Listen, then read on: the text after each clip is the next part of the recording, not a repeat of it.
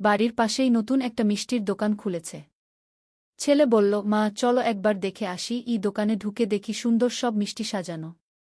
দোকানদার এসে জিজ্ঞেস করল, কি নেবেন স্যার? ছেলে আমার দিকে তাকিয়ে বলল, আমার বউয়ের পছন্দের মিষ্টি দেন।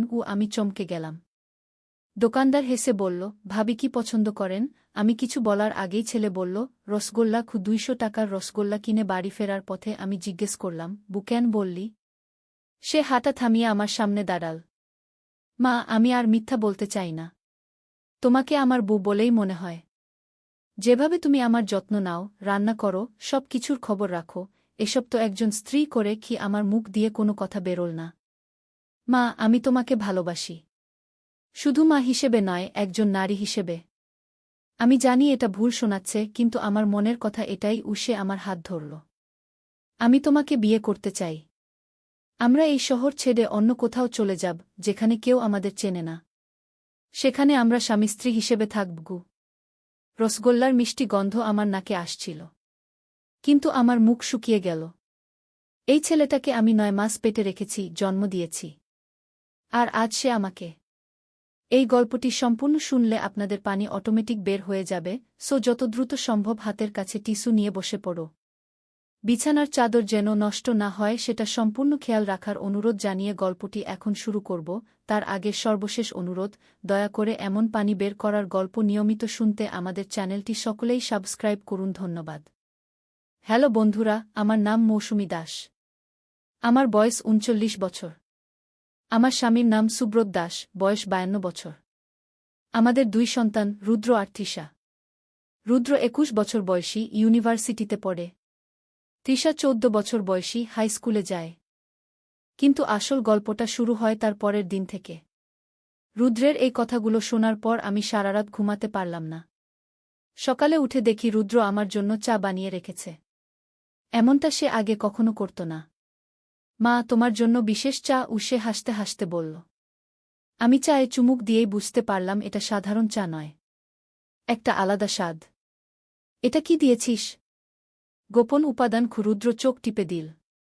তবে চিন্তার কিছু নেই, এটা তোমার স্বাস্থ্যের জন্য ভালো। আমি চা খেয়ে নিলাম। কিছুক্ষণ পর থেকেই আমার মাথা ঘুরতে শুরু করল। চোখের সামনে সবকিছু ঝাপসা হয়ে আসছিল। রুদ্র, আমার খুব খারাপ লাগছে। মা, তুমি একটু শুয়ে থাকো। আমি তোমার যত্ন নেব। সে আমাকে বিছানায় শুইয়ে দিল। আমার চেতনা হারিয়ে যাচ্ছিল। শেষ যে কথাটা শুনলাম সেটা রুদ্রের, মা, আজ থেকে তুমি আমার। যখন জ্ঞান ফিরল তখন রাত। আমি দেখলাম আমি একটা অপরিচিত ঘরে শুয়ে আছি। চারিদিকে মোমবাতি জ্বালানো। ঘরের সাজসজ্জা একেবারেই আলাদা। দেয়ালে অদ্ভুত ধরনের ছবি ঝোলানো।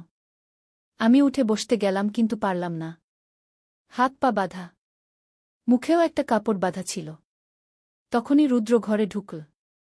কিন্তু তার চেহারা সম্পূর্ণ পাল্টে গেছে। চোখে একটা উন্মত্ততা। পরনে একটা কালো পোশাক। মা, জেগে উঠেছ? সে আমার কাছে এসে বসল। তুমি জানো এই জায়গাটা কি? এটা আমাদের নতুন ঘর, যেখানে আমরা স্বামী স্ত্রী হিসেবে থাকব। আমি চিৎকার করার চেষ্টা করলাম, কিন্তু মুখ বাঁধা থাকায় কোনো শব্দ বেরোল না। মা, তুমি চিৎকার করার দরকার নেই। এই জায়গায় কেউ আসে না। আর তোমাকে উদ্ধার করতেও কেউ আসবে না।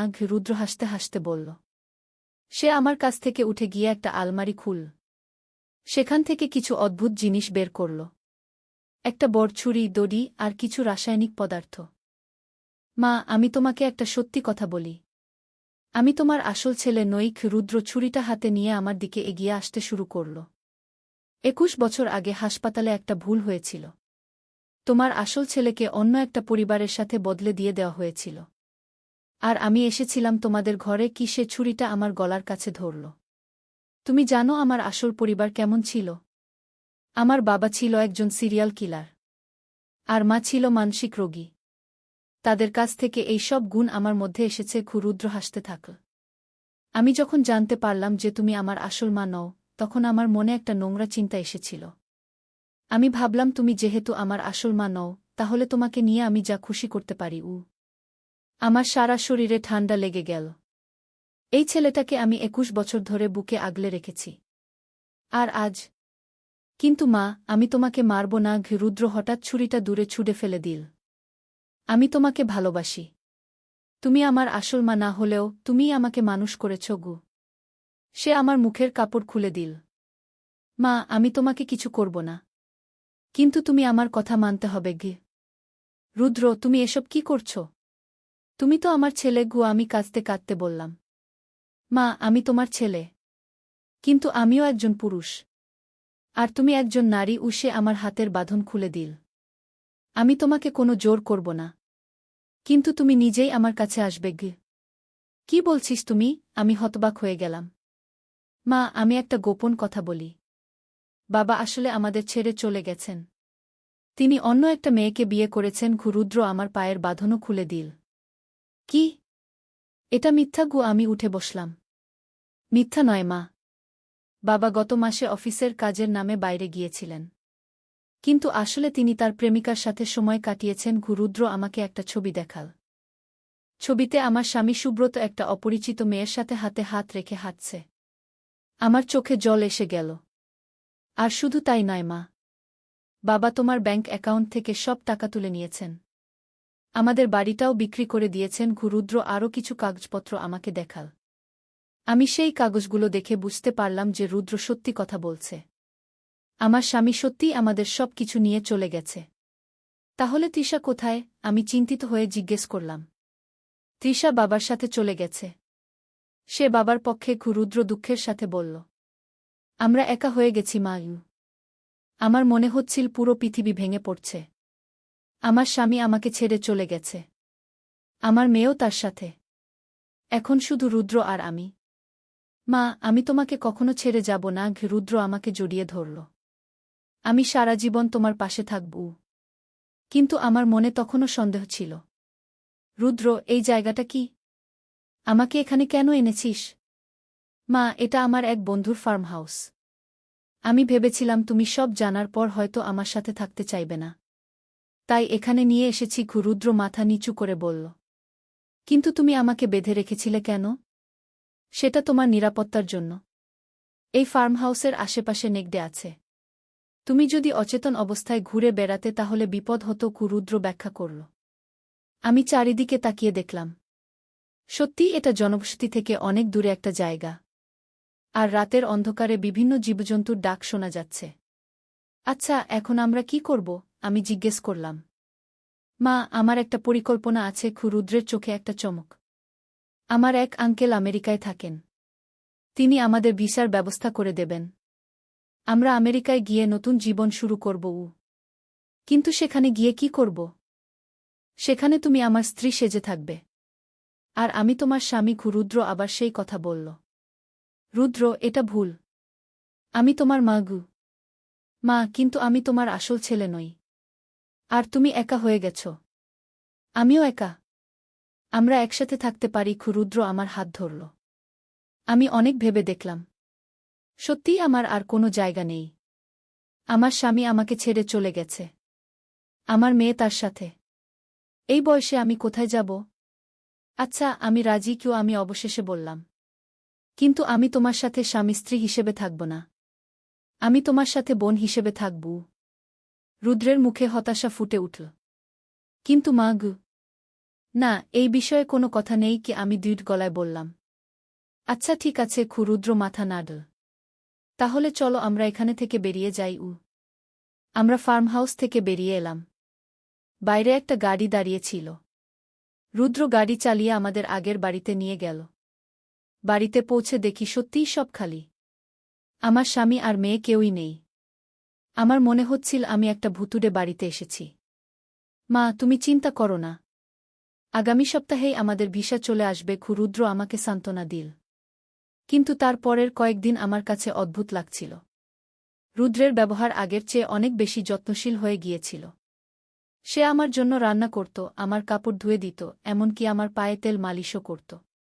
একদিন রাতে আমি ঘুম থেকে উঠে দেখি রুদ্র আমার বিছানার পাশে বসে আছে। কি হয়েছে রুদ্র?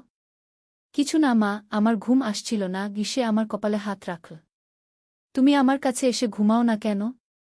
না রুদ্র, এটা ঠিক হবে না। কেন মা? আমরা তো একা। কেউ কিছু বলবে না। সে আমার হাত ধরার চেষ্টা করল। আমি তার হাত সরিয়ে দিলাম। রুদ্র, তুমি আমার ছেলে। আমি তোমার মা। এই সম্পর্কটা আমরা বদলাতে পারি না গি। কিন্তু মা, আমি তোমার আসল ছেলে নই কি? সে আবার সেই কথা বলল। তাতে কি হয়েছে? তুমি 21 বছর ধরে আমার ছেলে হিসেবে বড় হয়েছ। আমি তোমাকে ছেলে ছাড়া আর কিছু ভাবতে পারি না গি। রুদ্র হতাশ হয়ে তার ঘরে চলে গেল। তার পরের দিন থেকে রুদ্রের ব্যবহার আবার পাল্টে যেতে শুরু করল। সে আমার সাথে কম কথা বলত। আমার দিকে একটু অন্যভাবে তাকাত। একদিন সকালে আমি দেখি রুদ্র তার মোবাইলে কারো সাথে কথা বলছে।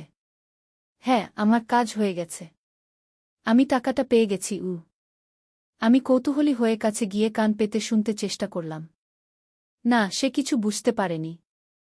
আমার অভিনয় খুব ভালো হয়েছিল। রুদ্র হাসতে হাসতে বলছিল। আমার মনে সন্দেহ জাগল।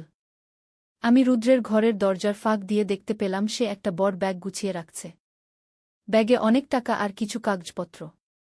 আমি চুপি চুপি তার ড্রয়ার খুলে দেখলাম। সেখানে আমার স্বামী সুব্রতের সাথে একটা চুক্তিপত্র রাখা। চুক্তিতে লেখা রুদ্র আমাকে এই বাড়ি থেকে বের করে দিলে সুব্রত তাকে 10 লক্ষ টাকা দেবে। আমি হতবাক হয়ে গেলাম। মানে রুদ্র আমার সাথে এতদিন মিথ্যা কথা বলেছে? সবকিছু মিলে একটা নাটক করেছে। আমি আরও খোঁজ নিয়ে জানতে পারলাম রুদ্র সত্যিই আমার আসল ছেলে। হাসপাতালে কোনো বাচ্চা বদল হয়নি। আর আমার স্বামী আমাকে ছেড়ে চলে যায়নি। তিশা স্কুলেই আছে। পুরো ব্যাপারটাই একটা পরিকল্পিত ষড়যন্ত্র ছিল আমাকে এই বাড়ি থেকে বের করে দেওয়ার জন্য। কিন্তু কেন? আমি আরও অনুসন্ধান করে জানতে পারলাম আমাদের এই বাড়ির নিচে একটা বড় গ্যাস লাইন আছে। এই এলাকায় একটা বড় প্রজেক্ট হবে। সেই প্রজেক্টের জন্য এই বাড়িটা লাগবে। আমার স্বামী আর রুদ্র মিলে এই পরিকল্পনা করেছিল। তারা আমাকে এই বাড়ি থেকে বের করে দিয়ে বাড়িটা বিক্রি করে দেবে।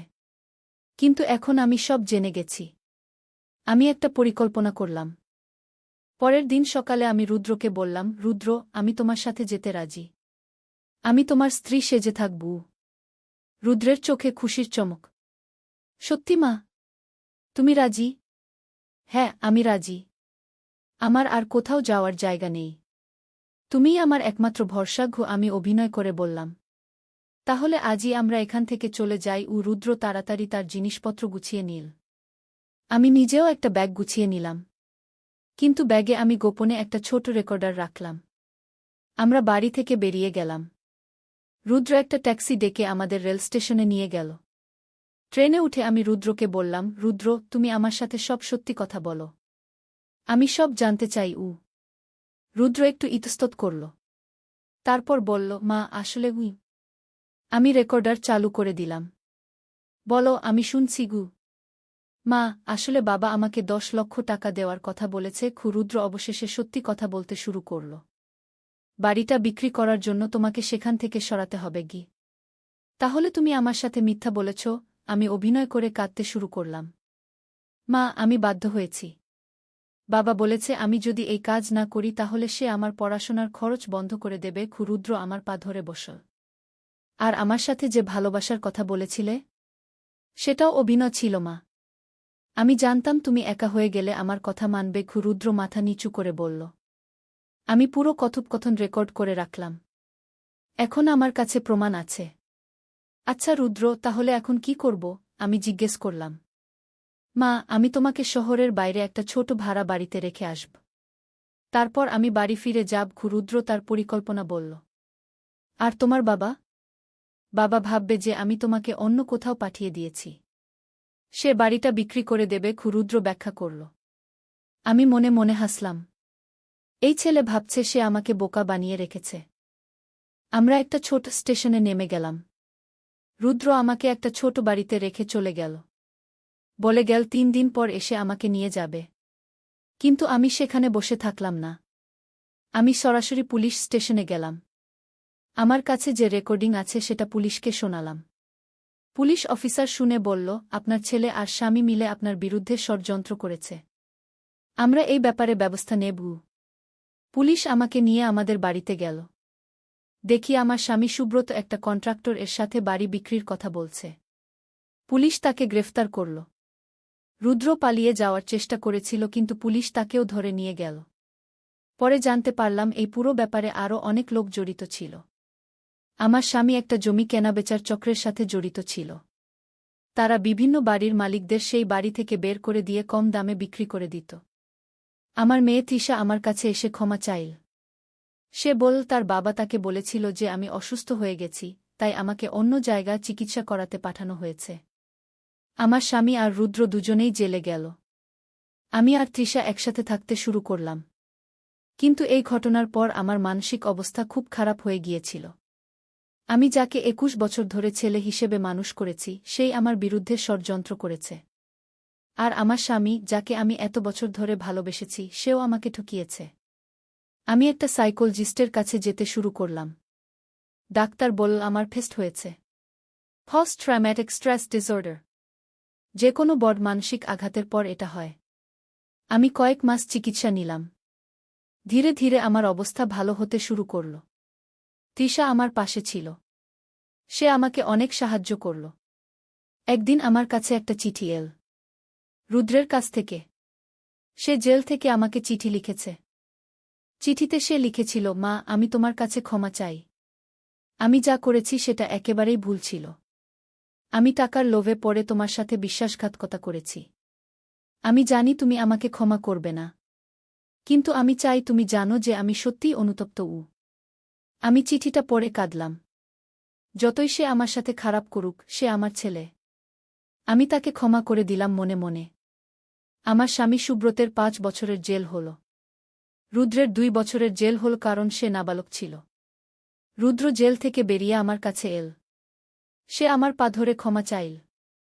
আমি তাকে ক্ষমা করে দিলাম, কিন্তু তাকে আর আগের মতো বিশ্বাস করতে পারলাম না। রুদ্র এখন একটা চাকরি করে। সে মাসে মাসে আমাকে কিছু টাকা পাঠায়, কিন্তু আমাদের সাথে আর থাকে না। আমার স্বামী এখনও জেলে আছে। আমি তার সাথে দেখা করতে যাই না। তৃষা মাঝে মাঝে যায়। আমি এখন একা থাকি। তৃষা বিয়ে করে নিজের সংসার করছে। আমার এখন শান্তি, কোনো ঝামেলা নেই। কিন্তু মাঝে মাঝে মনে পড়ে সেই দিনগুলোর কথা, যখন রুদ্র আমাকে নিয়ে এইসব নাটক করেছিল। কত কিছু যে ভাবিয়েছিল আমাকে। আসলে জীবনে সবচেয়ে বড় শিক্ষা হলো কাউকে অন্ধভাবে বিশ্বাস করা উচিত নয়, এমনকি নিজের পরিবারের লোকদেরও না। আজ আমার বয়স ৫১। আমি একা আছি, কিন্তু খুশি আছি। আমার একটা ছোট্ট দোকান আছে। সেখানে বিভিন্ন রকমের হ্যান্ডমেড জিনিস বিক্রি করি। গ্রাহকরা আমার কাছে আসে, আমার সাথে গল্প করে। তারা জানে না আমার জীবনে কি ঘটেছিল। আমিও তাদের বলি না। কিন্তু মাঝে মাঝে কেউ জিজ্ঞেস করে, আপনার পরিবার কোথায়? আমি হেসে বলি, আমি আমার পুরো পরিবার গু। সত্যিই তো। আমি নিজেকে নিয়েই খুশি। কারো উপর নির্ভর করতে হয় না। নিজের ইচ্ছামতো জীবনযাত্রা করতে পারি। রুদ্র মাঝে মাঝে ফোন করে, জিজ্ঞেস করে আমার খবর। আমি সংক্ষেপে জবাব দিয়ে ফোন কেটে দিই। একদিন সে আমার কাছে আসল। বলল, মা, আমি আবার তোমার কাছে থাকতে চাই। আমি বললাম, রুদ্র, তুমি তোমার জীবন নিয়ে ব্যস্ত থাকো। আমাকে নিয়ে ভাবতে হবে না গি। কিন্তু মা, আমি তোমাকে ছাড়া পারছি না গি। সে আমার হাত ধরার চেষ্টা করল। রুদ্র, তুমি একবার আমার বিশ্বাসের সাথে বিশ্বাসঘাতকতা করেছ। আমি আর সেই ভুল করব না গি, আমি স্পষ্ট করে বলে দিলাম। রুদ্র কান্নায় ভেঙে পড়ল। মা, আমি ছোট ছিলাম। ভুল করেছি। আমাকে আরেকটা সুযোগ দাও। আমি দৃঢ় থাকলাম। না রুদ্র, কিছু ভুল একবার হলেই যথেষ্ট। রুদ্র চলে গেল। তারপর আর কখনো আসেনি। আমার মনে হয় আমি ঠিক সিদ্ধান্ত নিয়েছি। কারণ বিশ্বাস একবার ভেঙে গেলে আর জোড়া লাগানো যায় না। এই গল্পটি আমার জীবনের সবচেয়ে কঠিন অধ্যায়। কিন্তু এই অভিজ্ঞতা আমাকে শক্তিশালী করে তুলেছে। আমি শিখেছি নিজের পায়ে দাঁড়াতে। আজ যখন আয়নায় নিজেকে দেখি, একটা স্বাধীন নারীকে দেখি, যে কারো উপর নির্ভরশীল নয়, যে নিজের জীবনের মালিক। এই গল্প শুনে হয়তো অনেকেই ভাববে আমি খুব কঠোর। কিন্তু জীবনে কিছু সীমারেখা থাকতে হয়। সেই সীমারেখা অতিক্রম করলে পরিণতি ভোগ করতে হয়। আমার ছেলে আমার সাথে যা করেছিল সেটা অমার্জনীয়। আমি তাকে ক্ষমা করেছি, কিন্তু ভুলতে পারিনি। আর আমার স্বামীর কথা আর বলতেই চাই না। সে আমার জীবন থেকে চিরতরে মুছে গেছে। এখন আমার জীবন নতুন করে শুরু হয়েছে। আমি খুশি আছি। আমার দোকানের কাজ আছে। বই পড়া আছে। টিভি দেখা আছে। মাঝে মাঝে কিছু বান্ধবী বেড়াতে আসে। আমরা গল্প করি, হাসি। জীবন অনেক সুন্দর লাগে। আমি মনে করি একজন নারী একাও সুখী থাকতে পারে। পরিবারের নামে অত্যাচার সহ্য করার দরকার নেই। আমার এই গল্প যারা শুনলেন তারা হয়তো ভাববেন এটা কল্পনার গল্প। কিন্তু না, এটা আমার বাস্তব জীবনের গল্প। জীবনে অনেক কিছু ঘটে। কখনো ভালো, কখনো মন্দ। কিন্তু আমরা যদি ধৈর্য রেখে মোকাবেলা করি তাহলে সব কিছু সামলানো সম্ভব। আমি আজ পর্যন্ত অনুতপ্ত নই আমার সিদ্ধান্তের জন্য। আমি মনে করি আমি ঠিক কাজ করেছি। আমার গল্প এখানেই শেষ। যারা শুনলেন ধন্যবাদ। আশা করি এই গল্প থেকে আপনারা কিছু শিক্ষা নিতে পারবেন। জীবনে সব সময় সতর্ক থাকবেন। কারো উপর অন্ধভাবে নির্ভর করবেন না। নিজের পায়ে দাঁড়ানোর চেষ্টা করবেন। আর সবচেয়ে বড় কথা, নিজেকে ভালোবাসুন। নিজের যত্ন নিন। কারণ শেষ পর্যন্ত আপনার পাশে আপনি ছাড়া আর কেউ থাকবে না। ধন্যবাদ সবাইকে। গতকাল বিকেলে বাগানে ফুলে পানি দিচ্ছিলাম, হঠাৎ ছেলে এসে যা করল আর যা বলল। গতকাল বিকেল ৫টার দিকে বাগানে গেছি ফুল গাছে পানি দিতে। গোলাপ, বেলি, জুঁই গাছে একে একে পানি দিচ্ছিলাম। ছেলে অফিস থেকে ফিরে এসে সোজা বাগানে চলে এল। বলল, মা, আমিও সাহায্য করব। সে আরেকটা পানির পাত্র নিয়ে এল। আমরা দুজনে মিলে সব গাছে পানি দিলাম। কাজ শেষে বাগানের বেঞ্চে বসলাম। সন্ধ্যার হাওয়া আসছে। ফুলের গন্ধে চারদিক মাতাল। মা, এই বাগানটা কত সুন্দর, সে বলল। আমি হাসলাম, তোর বাবা এই বাগান করেছিল? তার মুখ গম্ভীর হয়ে গেল। সে বলল, বাবা চলে যাওয়ার পর তুমি একা এই বাগানের যত্ন নিয়েছ গু। আমি মাথা নাড়লাম। সে আমার হাত ধরে বলল, কিন্তু তুমি একা নও মা। আমি তো আছি কু। আমি বললাম, হ্যাঁ তুই আছিস। সে আমার হাত চেপে ধরে বলল, শুধু ছেলে হিসেবে নয় মা গু। আমি তার দিকে তাকালাম। সে বলল, আমি চাই তোমার সঙ্গী হতে। তোমার স্বামী হতে। একটা পাখি ডেকে উঠল। সে বলল, এই বাগানে আমি তোমাকে বিয়ের প্রস্তাব দিচ্ছি গু। তুই কি বলছিস? আমি ফিসফিস করে বললাম। সে উঠে আমার সামনে হাঁটু গেড়ে বসল। একটা গোলাপ ছিঁড়ে আমার হাতে দিয়ে বলল, মা, আমি তোমাকে ভালোবাসি। তুমি আমার স্ত্রী হবে। বিকেলের সূর্যের আলো তার মুখে পড়ছিল। সে বলল, এই বাগানেই আমাদের বিয়ের অনুষ্ঠান হবে। শুধু আমরা দুজনে। গোলাপের কাঁটা আমার আঙুলে বিঁধল। সে আমার আঙুল থেকে কাঁটা বের করে দিয়ে বলল, আমি তোমাকে কোনো কষ্ট দেব না মা। আমি তোমাকে রানীর মতো রাখব। ফুলের গন্ধে আমার মাথা ঝিমঝিম করছিল। এই গল্পটি সম্পূর্ণ শুনলে আপনাদের পানি অটোমেটিক বের হয়ে যাবে, সো যত দ্রুত সম্ভব হাতের কাছে টিস্যু নিয়ে বসে পড়ো। বিছানার চাদর যেন নষ্ট না হয় সেটা সম্পূর্ণ খেয়াল রাখার অনুরোধ জানিয়ে গল্পটি এখন শুরু করব। তার আগে সর্বশেষ অনুরোধ, দয়া করে এমন পানি বের করার গল্প নিয়মিত শুনতে আমাদের চ্যানেলটি সকলেই সাবস্ক্রাইব করুন। ধন্যবাদ। হ্যালো বন্ধুরা, আমার নাম মালতী সেন। আমার বয়স ৪১ বছর।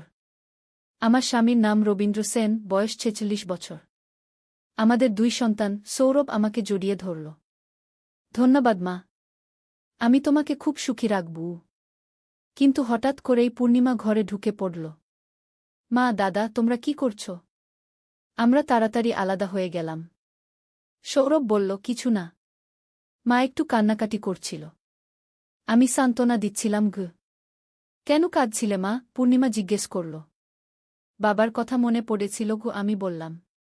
ওহ মা, তুমি কেঁদো না। দাদা তো আছে তোমার যত্ন নেওয়ার জন্য। পূর্ণিমা বলল। হ্যাঁ, আমি আছি। সৌরভ বলল। সেদিন থেকে আমাদের জীবনে একটা অদ্ভুত পরিবর্তন এল। সৌরভ আরও বেশি যত্নশীল হয়ে উঠল। আর আমিও ধীরে ধীরে তার ভালোবাসা গ্রহণ করতে শুরু করলাম। কিন্তু একদিন এমন কিছু ঘটল যা আমার সব চিন্তাভাবনা পাল্টে দিল। সেদিন ছিল শুক্রবার। সৌরভ কলেজে গেছে। পূর্ণিমা স্কুলে। আমি একা বাড়িতে। দুপুরে হঠাৎ কলিং বেল বাজল।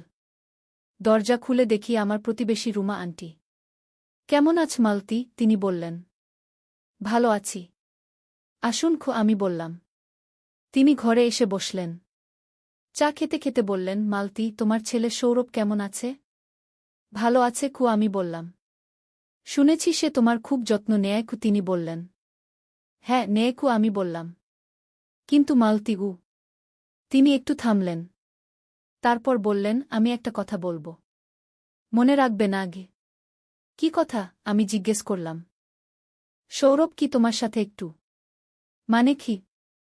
তিনি ইতস্তত করলেন। কি বলতে চাইছেন? আমি বললাম। আমি দেখেছি সে তোমার সাথে অন্য রকম আচরণ করে। একজন ছেলের চেয়ে বেশি কিছু। কি তিনি বললেন। আমার মুখ শুকিয়ে গেল। আপনি কি বলতে চাইছেন? মালতী, আমি তোমার ভালোর জন্যই বলছি। সৌরভের আচরণ কেমন যেন অস্বাভাবিক লাগছে। কি তিনি বললেন। অস্বাভাবিক মানে? আমি জিজ্ঞেস করলাম। সে তোমাকে যেভাবে দেখে, যেভাবে তোমার যত্ন নেয়, এটা একজন ছেলের পক্ষে স্বাভাবিক নয়। কি তিনি বললেন। আমি চুপ করে রইলাম। রুমা আন্টি আরও বললেন, মালতী, তুমি সাবধান থেকো। কখনো কখনো ছেলেরা মায়ের প্রতি অস্বাভাবিক আকর্ষণ অনুভব করে। এটা একটা মানসিক সমস্যা। আপনি কি বলছেন? আমি অবাক হয়ে বললাম। আমি শুনেছি এরকম হয়। বিশেষ করে বাবা মারা গেলে ছেলেরা মায়ের প্রতি নির্ভরশীল হয়ে পড়ে। আর এই নির্ভরশীলতা কখনো কখনো ভুল পথে চলে যায়। তিনি বললেন। আমি কিছু বলতে পারছিলাম না। রুমা আন্টি চলে যাওয়ার পর আমি ভাবতে শুরু করলাম। তিনি কি ঠিক বলেছেন? সৌরভের আচরণ কি সত্যিই অস্বাভাবিক? আমি কি ভুল করছি? সন্ধেবেলা সৌরভ ফিরে এল। আমাকে দেখে বলল, মা, তুমি চুপচাপ কেন? কিছু না ঘিয়ে আমি বললাম। মা, তুমি কি আমার উপর রাগ আছো? সে জিজ্ঞেস করল। না ঘিয়ে আমি বললাম। কিন্তু সৌরভ বুঝতে পারল আমার মন ভালো নেই। সে আমার কাছে এসে বসল। মা, কি হয়েছে? আমাকে বলো। সে বলল। সৌরভ। আমি একটু থামলাম। তারপর বললাম, আমাদের এই সম্পর্ক কি ঠিক? কেন? কি সমস্যা? সে জিজ্ঞেস করল। লোকে কি বলবে? আমি বললাম।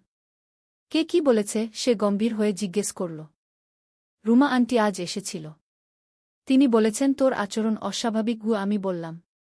সৌরভের মুখ রাগে লাল হয়ে গেল। সে কি বলেছে? বলেছে তুই আমার সাথে একজন ছেলের মতো আচরণ করিস না। আমি বললাম। আর তুমি তার কথা বিশ্বাস করেছ? সে রাগত গলায় বলল। আমি জানি না। আমি বললাম। মা, তুমি আমাকে বিশ্বাস কর না? সে বলল। করি। কিন্তু আমি থামলাম। কিন্তু কি? সে জিজ্ঞেস করল। আমরা কি সত্যিই এটা করতে পারি? আমি জিজ্ঞেস করলাম। সৌরভ আমার হাত ধরল। মা, আমি তোমাকে ভালোবাসি। এটাই আসল। বাকি সব মিথ্যা। কিন্তু সমাজ। আমি বলতে শুরু করলাম। সমাজ কি করবে? আমরা তো কাউকে বলছি না। সে বলল। আমি চুপ করে রইলাম। সৌরভ আরও বলল, মা, তুমি কি আমাকে ভালোবাসো না? ভালোবাসি। আমি বললাম। তাহলে আর কিছু ভেবো না। আমরা দুজনে খুশি থাকব। সে বলল। কিন্তু আমার মন শান্ত হচ্ছিল না। রুমা আন্টির কথাগুলো বারবার মনে আসছিল। রাতে খাওয়ার সময় পূর্ণিমা বলল, মা, তুমি কেন এত চুপচাপ আছো? কিছু না। আমি বললাম। মা, তুমি কি অসুস্থ? সে জিজ্ঞেস করল। না, ভালো আছি। আমি বললাম। সৌরভ বলল, পূর্ণিমা, মা একটু চিন্তিত। কিছুদিন পর ভালো হয়ে যাবে। রাতে ঘুমানোর সময় সৌরভ আমার ঘরে এল। মা, আমি তোমার সাথে থাকব। না, তুই তোর ঘরে যা। আমি বললাম। কেন? তুমি কি আমাকে চাও না? সে বলল। এটা ঠিক নয়। আমি বললাম। কেন ঠিক নয়? আমরা তো সিদ্ধান্ত নিয়েছি। সে বলল। আমি আর পারছি না সৌরভ। আমি বললাম। কেন? কি হয়েছে? সে জিজ্ঞেস করল। আমি ভয় পাচ্ছি। আমি বললাম। কিসের ভয়? সে বলল। লোকে জানতে পারলে কি হবে? আমি বললাম। কেউ জানতে পারবে না। সে বলল। কিন্তু রুমা আন্টি তো সন্দেহ করতে শুরু করেছে। আমি বললাম। তার সন্দেহ করার কিছু নেই। আমি সাবধান থাকব। সে বলল। না সৌরভ, আমি আর পারব না। আমি দৃঢ়ভাবে বললাম। সৌরভের মুখ বদলে গেল। তুমি কি আমাকে প্রত্যাখ্যান করছ? আমি থামলাম। তুমি আমাকে প্রত্যাখ্যান করলে আমি কি করব জানো? সে বলল। কি করবি? আমি জিজ্ঞেস করলাম। আমি সত্যিই আত্মহত্যা করব। এবার মিথ্যা নয়। সে বলল। আমি ভয় পেয়ে গেলাম। তুই এরকম কথা বলিস না। তাহলে তুমি আমাকে প্রত্যাখ্যান করো না? সে বলল। আমি কি করব বুঝতে পারছিলাম না। সৌরভ আরও কাছে এল। মা, আমি তোমাকে ছাড়া বাঁচতে পারব না, সে বলল। সৌরভ আমি বলতে গিয়ে থামলাম। প্লিজ মা, আমাকে একটা সুযোগ দাও, সে বলল। আমি অনেকক্ষণ চুপ করে থাকলাম। তারপর বললাম, ঠিক আছে গি। সত্যি? সৌরভ খুশি হয়ে বলল। আমি মাথা নাড়লাম। সেদিন থেকে আমরা আরও গোপনীয়তার সাথে আমাদের সম্পর্ক চালিয়ে গেলাম। কিন্তু একদিন এমন কিছু ঘটল যা সব কিছু পাল্টে দিল। সেদিন ছিল রবিবার। আমরা তিনজনে বাজারে গিয়েছিলাম। বাজার থেকে ফেরার সময় রাস্তায় আমাদের পুরনো পারিবারিক ডাক্তার মিলেন সাহেবের সাথে দেখা হল। কেমন আছেন মালতী? তিনি বললেন। ভালো আছি ডাক্তার সাহেব, আমি বললাম। এ তো সৌরভ। কেমন আছিস? তিনি সৌরভের দিকে তাকিয়ে বললেন। ভালো আছি, সৌরভ বলল। আর এই যে পূর্ণিমা। কত বড় হয়েছে? ডাক্তার সাহেব বললেন। আমরা কিছুক্ষণ কথা বললাম। তারপর ডাক্তার সাহেব বললেন, মালতী, আমি তোমাকে একটা কথা বলব। বলুন। আমি বললাম। সৌরভ, তুই একটু দূরে যা। আমি তোর মার সাথে একটা কথা বলব। তিনি সৌরভকে বললেন। সৌরভ একটু দূরে গিয়ে পূর্ণিমার সাথে দাঁড়াল। ডাক্তার সাহেব আমার কাছে এসে বললেন, মালতী, সৌরভের ব্যাপারে আমি চিন্তিত। কেন? আমি জিজ্ঞেস করলাম। আমি লক্ষ্য করেছি সে তোমার প্রতি একটু বেশি আসক্ত। এটা স্বাভাবিক নয় কি? তিনি বললেন। আমার বুকের ভেতরে ধড়ফড় করতে শুরু করল। তুমি একবার তাকে আমার কাছে নিয়ে এসো। আমি পরীক্ষা করব, তিনি বললেন। কি পরীক্ষা? আমি জিজ্ঞেস করলাম। মানসিক অবস্থার পরীক্ষা। বাবা মারা যাওয়ার পর অনেক ছেলেই এরকম সমস্যায় পড়ে, তিনি বললেন। কি সমস্যা? আমি জিজ্ঞেস করলাম। অয়েডিপাস কমপ্লেক্স। এটা একটা মানসিক রোগ। এতে ছেলেরা মায়ের প্রতি রোমান্টিক অনুভূতি পোষণ করে, তিনি বললেন। আমার মাথা ঝিমঝিম করতে শুরু করল। মালতী, তুমি কি ঠিক আছো? ডাক্তার সাহেব জিজ্ঞেস করলেন। আমি ঠিক আছি, আমি বললাম। তুমি সৌরভকে নিয়ে আগামী সপ্তাহে আমার কাছে এসো। আমি তার চিকিৎসার ব্যবস্থা করব, তিনি বললেন। বাড়িতে ফিরে আমি ভাবতে শুরু করলাম। ডাক্তার সাহেব যা বলেছেন সেটা কি সত্যি? সৌরভের কি সত্যিই কোনো মানসিক সমস্যা আছে? আর আমি কি করেছি? আমি কি একটা অসুস্থ ছেলের সাথে ভুল কাজ করেছি?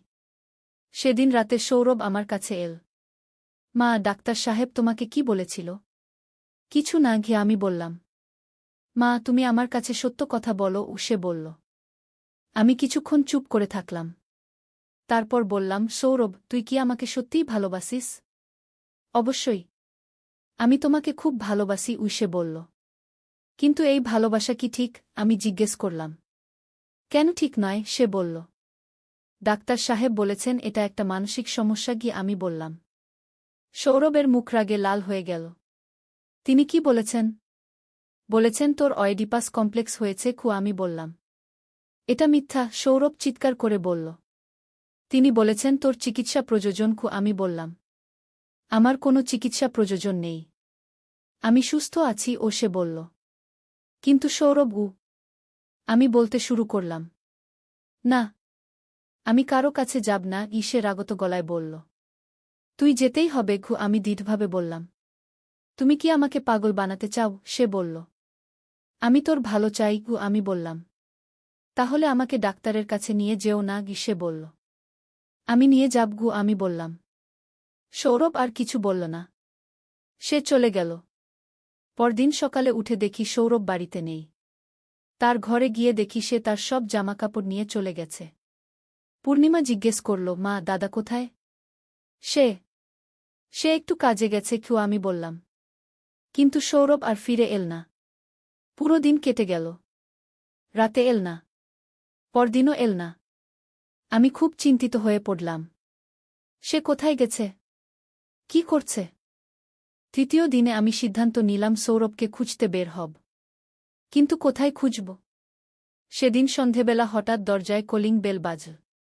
দরজা খুলে দেখি পুলিশ। আপনি মালতী সেন? একজন পুলিশ জিজ্ঞেস করল। হ্যাঁ আমি ভয়ে ভয়ে বললাম। আপনার ছেলে সৌরভের সাথে আমাদের দেখা করতে হবে, তিনি বললেন। কেন? কি হয়েছে? আমি জিজ্ঞেস করলাম। তিনি একটা হোটেলে থাকছেন। আর সেখানে কিছু অপ্রাপ্তবয়স্ক মেয়েদের নিয়ে অবৈধ কাজ করছেন, পুলিশ বলল।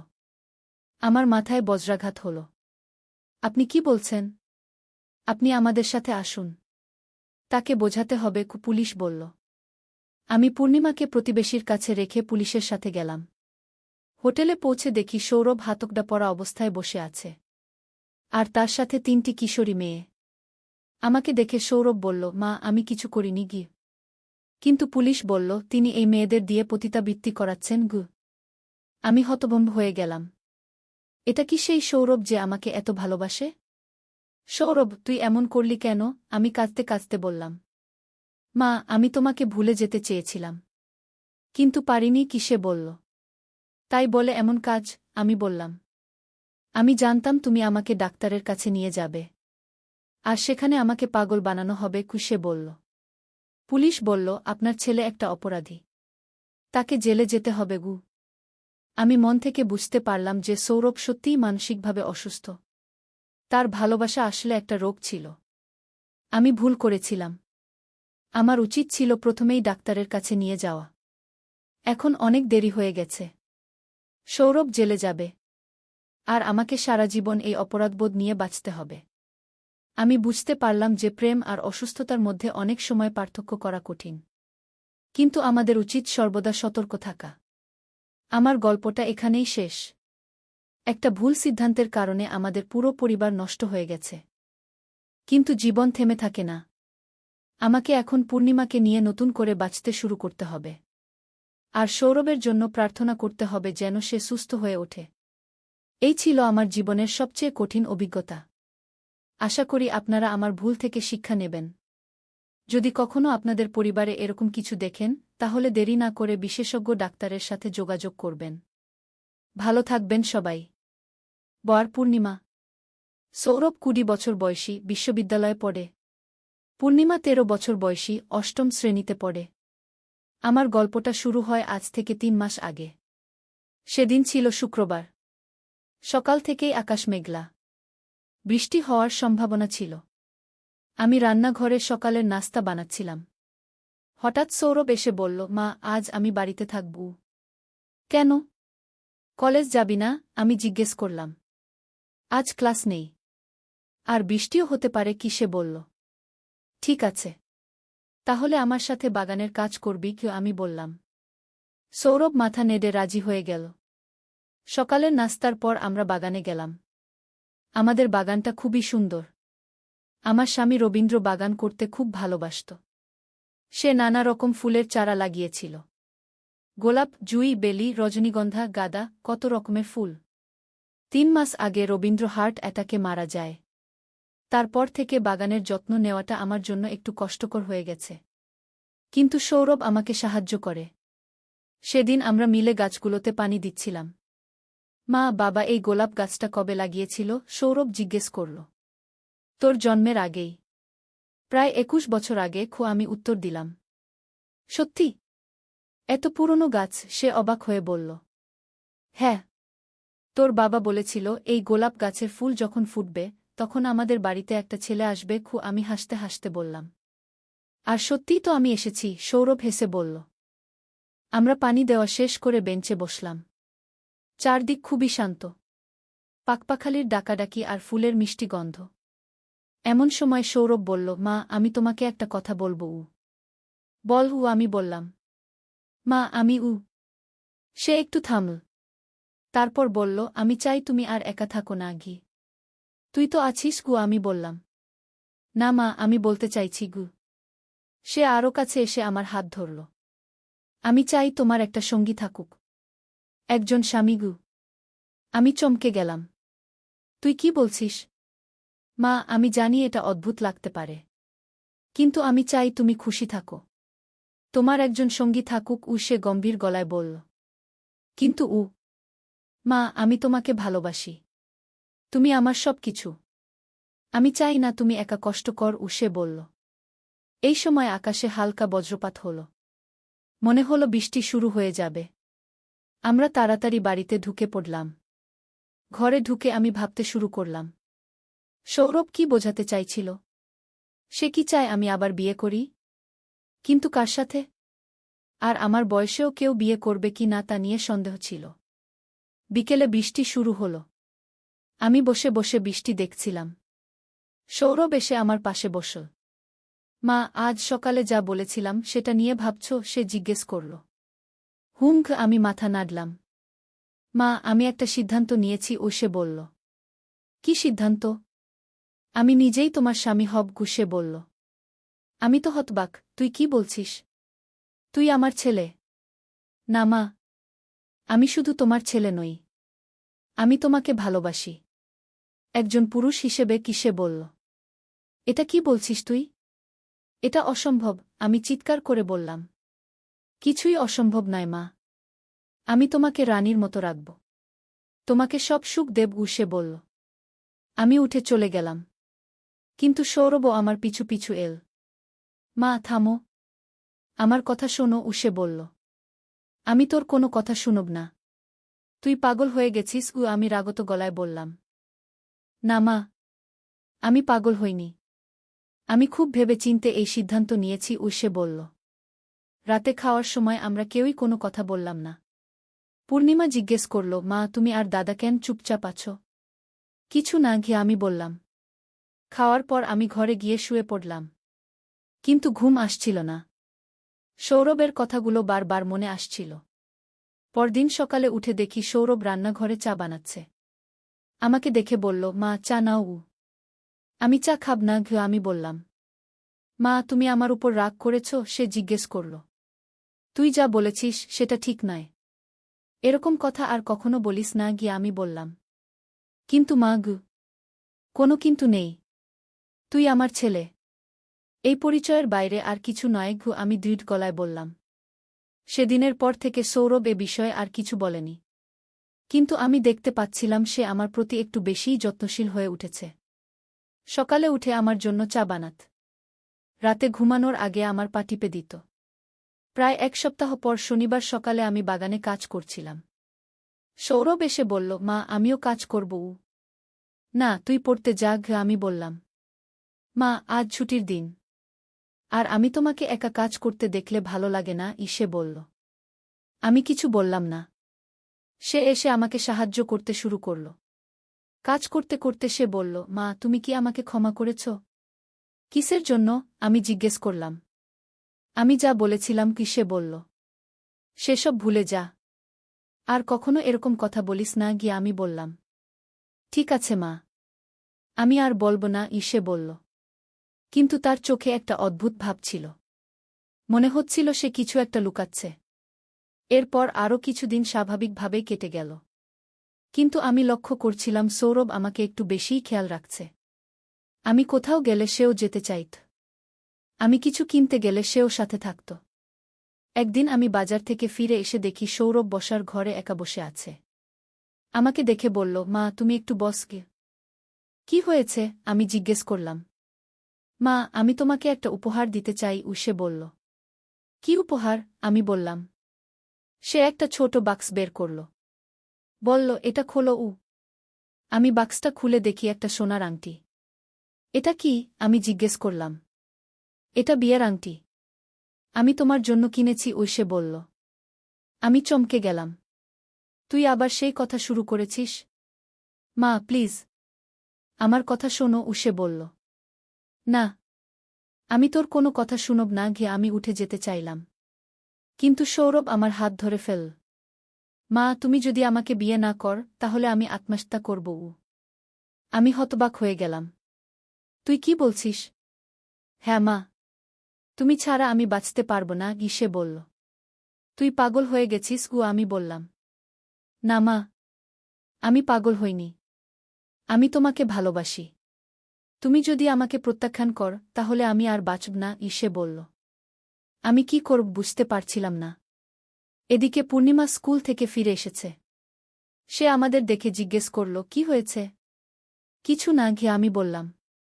রাতে খাওয়ার সময় সৌরভ আর স্বাভাবিক হয়ে গেল, কিন্তু আমি দেখতে পাচ্ছিলাম তার চোখে একটা অদ্ভুত ভাব। খাওয়ার পর আমি রান্নাঘরে থালা বাসন ধুচ্ছিলাম। সৌরভ এসে বলল, মা, আমি থালা ধুয়ে দিচ্ছি। না, দরকার নেই, আমি বললাম। মা, আমাকে তোমার সেবা করতে দাও, সে বলল। তুই পড়তে যা, আমি বললাম। কিন্তু সে চলে গেল না, আমার পাশেই দাঁড়িয়ে থাকল। আমি কাজ শেষ করে ঘরে যেতে চাইলে সে আমার হাত ধরল। মা, আমি যা বলেছি সেটা নিয়ে ভাবো, সে বলল। আমি কিছু ভাবব না। তুই এসব পাগলামি ছাড়, আমি বললাম। মা, এটা পাগলামি নয়। এটা ভালোবাসা, সে বলল। আমি তার হাত ছাড়িয়ে চলে গেলাম। রাতে শুতে গিয়ে আমি ভাবতে শুরু করলাম, সৌরভ কেন এরকম হয়ে গেছে? তার মানসিক কোনো সমস্যা হয়েছে কি না? আমার কি করা উচিত? পরদিন রবিবার। সকালে উঠে দেখি সৌরভ রান্নাঘরে নাস্তা বানাচ্ছে। আমাকে দেখে বলল, মা, আমি তোমার জন্য বিশেষ নাস্তা বানিয়েছি। কি বানিয়েছিস? আমি জিজ্ঞেস করলাম। তোমার প্রিয় পরোটা আর আলুর তরকারি, সে বলল। সত্যি সত্যি খুব সুন্দর করে নাস্তা বানিয়েছে। আমি খেতে বসলাম। খেতে খেতে সে বলল, মা, স্বাদ কেমন? ভালো খো, আমি বললাম। মা, আমি তো তোমার জন্য এরকম রান্না করতে পারি। আমি তোমার সব কাজ করতে পারি, সে বলল। তুই কেন এসব বলছিস? আমি জিজ্ঞেস করলাম। কারণ আমি তোমাকে প্রমাণ করতে চাই যে আমি একজন ভালো স্বামী হতে পারব, সে বলল। আমি চমকে গেলাম। তুই আবার সেই কথা শুরু করেছিস? মা, আমি ভুল কিছু বলিনি। আমি সত্যি বলেছি, সে বলল। এই সময় পূর্ণিমা এসে বলল, দাদা, তুমি মার সাথে কি নিয়ে কথা বলছ? কিছু না। আমি মাকে বলছিলাম যে আমি তার যত্ন নেব, সৌরভ বলল। হ্যাঁ, দাদা ঠিক বলেছে। বাবার পর দাদাই তো মার যত্ন নেবে, পূর্ণিমা বলল। কিন্তু আমি বুঝতে পারছিলাম সৌরভ অন্য কিছু বোঝাতে চাইছে। নাস্তার পর আমি বাগানে গেলাম। সৌরভও আমার সাথে এল। আমরা ফুলের যত্ন নিতে শুরু করলাম। হঠাৎ সৌরভ একটা গোলাপ ছিঁড়ে আমার হাতে দিল। এটা কেন? আমি জিজ্ঞেস করলাম। তুমি খুব সুন্দর লাগছ। এই ফুলটা তোমার জন্য, সে বলল। তুই কি বলছিস? আমি তো তোর মা, আমি বললাম। হ্যাঁ, তুমি আমার মা। কিন্তু তুমি একজন সুন্দর নারীও, সে বলল। থাম। আর একটা কথাও বলিস না, গিয়ে আমি রাগত গলায় বললাম। মা, আমি সত্যি বলেছি। তুমি খুবই সুন্দর। আর আমি তোমাকে ভালোবাসি, সে বলল। আমি গোলাপটা ছুঁড়ে ফেলে দিলাম। তুই এসব কথা বন্ধ কর। মা, আমি মন থেকে বলেছি, সে বলল। আমি বাগান ছেড়ে বাড়িতে চলে গেলাম। সেদিন দুপুরে খাওয়ার সময় সৌরভ আমার প্রিয় তরকারি বানিয়ে এনেছে। আমাকে দেখে বলল, মা, তোমার জন্য বিশেষ করে বানিয়েছি। কেন? আমি জিজ্ঞেস করলাম। কারণ আমি তোমাকে খুশি রাখতে চাই, সে বলল। খেতে বসে পূর্ণিমা বলল, দাদা, তুমি কত ভালো। মার জন্য এত কিছু করছো। হ্যাঁ, আমি মাকে খুব ভালোবাসি, সৌরভ বলল। কিন্তু তার চোখের দিকে তাকিয়ে আমি বুঝতে পারছিলাম সে অন্য রকম ভালোবাসার কথা বলছে। খাওয়ার পর আমি ঘরে গিয়ে শুয়ে পড়লাম। কিছুক্ষণ পর সৌরভ এসে দরজায় নক করল। মা, আমি একটু কথা বলব, সে বলল। আমি ঘুমাব, আমি বললাম। মা, প্লিজ। খুব জরুরি কি? সে বলল। আমি দরজা খুলে দিলাম। সে ঘরে ঢুকে বলল, মা, আমি তোমাকে একটা চিঠি দিতে চাই। কি চিঠি? আমি জিজ্ঞেস করলাম। আমার মনের কথা লিখেছি। সে একটা খাম বের করে আমার হাতে দিল। আমি খামটা নিলাম। সৌরভ বলল, মা, এটা পড়ো। সব কিছু বুঝতে পারবে। আমি এটা পড়ব না, গিয়ে আমি বললাম। মা, প্লিজ। একবার পড়ে দেখো, সে বলল। আমি খামটা ছুঁড়ে ফেলে দিলাম। তুই এসব পাগলামি বন্ধ কর। মা, এটা পাগলামি নয়। এটা আমার সত্যিকারের অনুভূতি, সে বলল। তুই আমার ছেলে। তোর এসব অনুভূতি থাকা উচিত নয়, আমি বললাম। কেন উচিত নয়? আমি তো একজন পুরুষ। আর তুমি একজন নারী, সে বলল। কারণ আমি তোর মা। আমি চিৎকার করে বললাম। মা, তুমি রাগ করো না। আমি শুধু তোমাকে বুঝাতে চাইছি, সে বলল। আমি ঘর থেকে বেরিয়ে গেলাম। কিন্তু সৌরভ আমার পিছু নিল। মা, তুমি আমার কাছ থেকে পালিয়ে যেও না, সে বলল। আমি কোথাও পালাচ্ছি না। কিন্তু তোর সাথে এ বিষয়ে আর কোনো কথা বলবো না, আমি বললাম। ঠিক আছে মা। আমি আর জোর করব না। কিন্তু আমার চিঠিটা পড়ো, সে বলল। আমি কিছু বললাম না। সন্ধেবেলা আমি রান্নাঘরে রাতের খাবার বানাচ্ছিলাম। সৌরভ এসে বলল, মা, আমি সাহায্য করব। না, দরকার নেই, আমি বললাম। কিন্তু সে চলে গেল না। আমার পাশে দাঁড়িয়ে থাকল। আমি কাজ করতে থাকলাম। মা, তুমি আমার উপর খুব রাগ আছো? সে জিজ্ঞেস করল। আমি রাগ করিনি। কিন্তু তুই যা বলছিস সেটা ভুল আমি বললাম। কেন ভুল? আমি তো তোমাকে ভালোবাসি সে বলল। এভাবে ভালোবাসা ভুল আমি বললাম। কিন্তু প্রেম তো কোনো নিয়ম মানে না সে বলল। এটা প্রেম নয়। এটা অসুস্থতা আমি বললাম। না মা, আমি অসুস্থ নই। আমি খুব ভালো আছি সে বলল। রাতে খাওয়ার সময় পূর্ণিমা বলল, মা তুমি আজ খুব চুপচাপ আছো। কিছু না, একটু মাথাব্যথা আমি বললাম। দাদা, মার মাথাব্যথার জন্য ওষুধ আনো পূর্ণিমা বলল। হ্যাঁ, আমি আনব সৌরভ বলল। খাওয়ার পর সৌরভ সত্যিই ওষুধ নিয়ে এল। মা, এই ওষুধ খাও। দরকার নেই আমি বললাম। মা প্লিজ খাও। আমি তোমাকে কষ্টে দেখতে পারি না সে বলল। আমি ওষুধ খেলাম। সৌরভ বলল, এখন ভালো ঘুম হবে রাতে শোবার আগে আমি দেখলাম চিঠির খামটা আমার বিছানার পাশে রাখা আছে। নিশ্চয়ই সৌরভ রেখে গেছে। আমি প্রথমে চিঠিটা না পড়ার সিদ্ধান্ত নিলাম। কিন্তু কৌতূহল সামলাতে পারলাম না। শেষে খাম খুলে পড়তে শুরু করলাম। চিঠিতে লেখা, প্রিয় মা, আমি জানি তুমি আমার এই চিঠি পড়তে চাও না।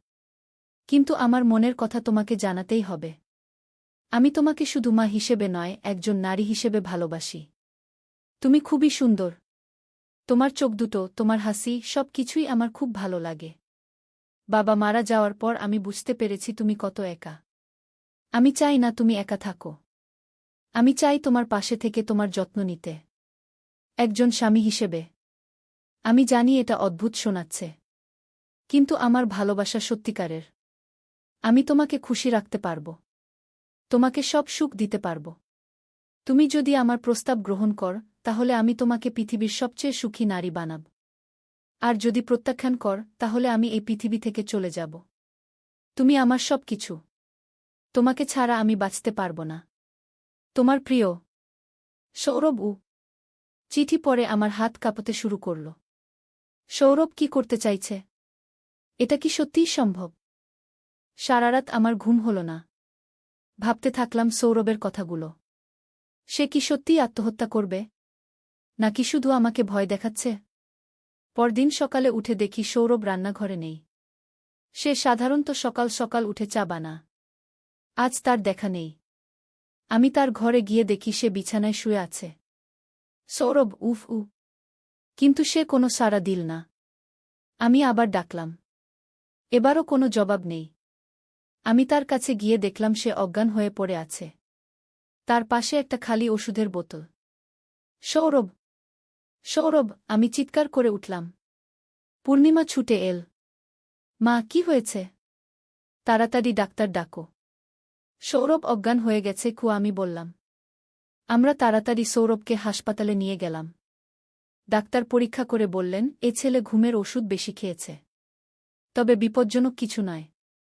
শীঘ্রই জ্ঞান ফিরবে। কয়েক ঘণ্টা পর সৌরভের জ্ঞান ফিরল। আমাকে দেখে বলল, মা তুমি এসেছ? হ্যাঁ, এসেছি। তুই কেন এমন করলি? আমি কাঁদতে কাঁদতে বললাম। আমি আর বাঁচতে পারছিলাম না মা। তুমি আমাকে প্রত্যাখ্যান করেছ সে বলল। তুই পাগল। আমি কোনো প্রত্যাখ্যান করিনি আমি বললাম।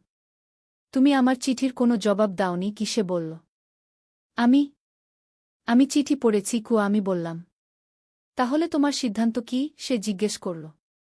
আমি কি বুঝতে পারছিলাম না। এদিকে পূর্ণিমা আমাদের কথা শুনছে। আমরা বাড়িতে গিয়ে কথা বলব আমি বললাম। হাসপাতাল থেকে ফিরে আমি সৌরভকে তার ঘরে শুইয়ে দিলাম। পূর্ণিমা জিজ্ঞেস করল, মা দাদা কেন ওষুধ খেয়েছিল? তোর দাদার মন খারাপ ছিল আমি বললাম। কেন? সে জিজ্ঞেস করল। বাবার কথা মনে পড়ায় আমি বললাম। সন্ধেবেলা সৌরভ আমার ঘরে এল। মা, আমি তোমার সাথে কথা বলব। কি কথা? আমি জিজ্ঞেস করলাম। তুমি আমার প্রস্তাব নিয়ে ভেবেছ? সে বলল। সৌরভ, তুই কেন নিজেকে মেরে ফেলতে চাইলি? আমি জিজ্ঞেস করলাম। কারণ তুমি ছাড়া আমার বাঁচার কোনো অর্থ নেই সে বলল। কিন্তু এটা তো ঠিক নয় আমি বললাম। কেন ঠিক নয়? আমি তোমাকে ভালোবাসি সে বলল। কিন্তু আমি তোর মা আমি বললাম। তুমি আমার মা, এটা ঠিক। কিন্তু তুমি একজন নারীও সে বলল। সৌরভ, এটা সম্ভব নয় আমি বললাম। কেন সম্ভব নয়? আমি তোমাকে সুখী করতে পারি, সে বলল।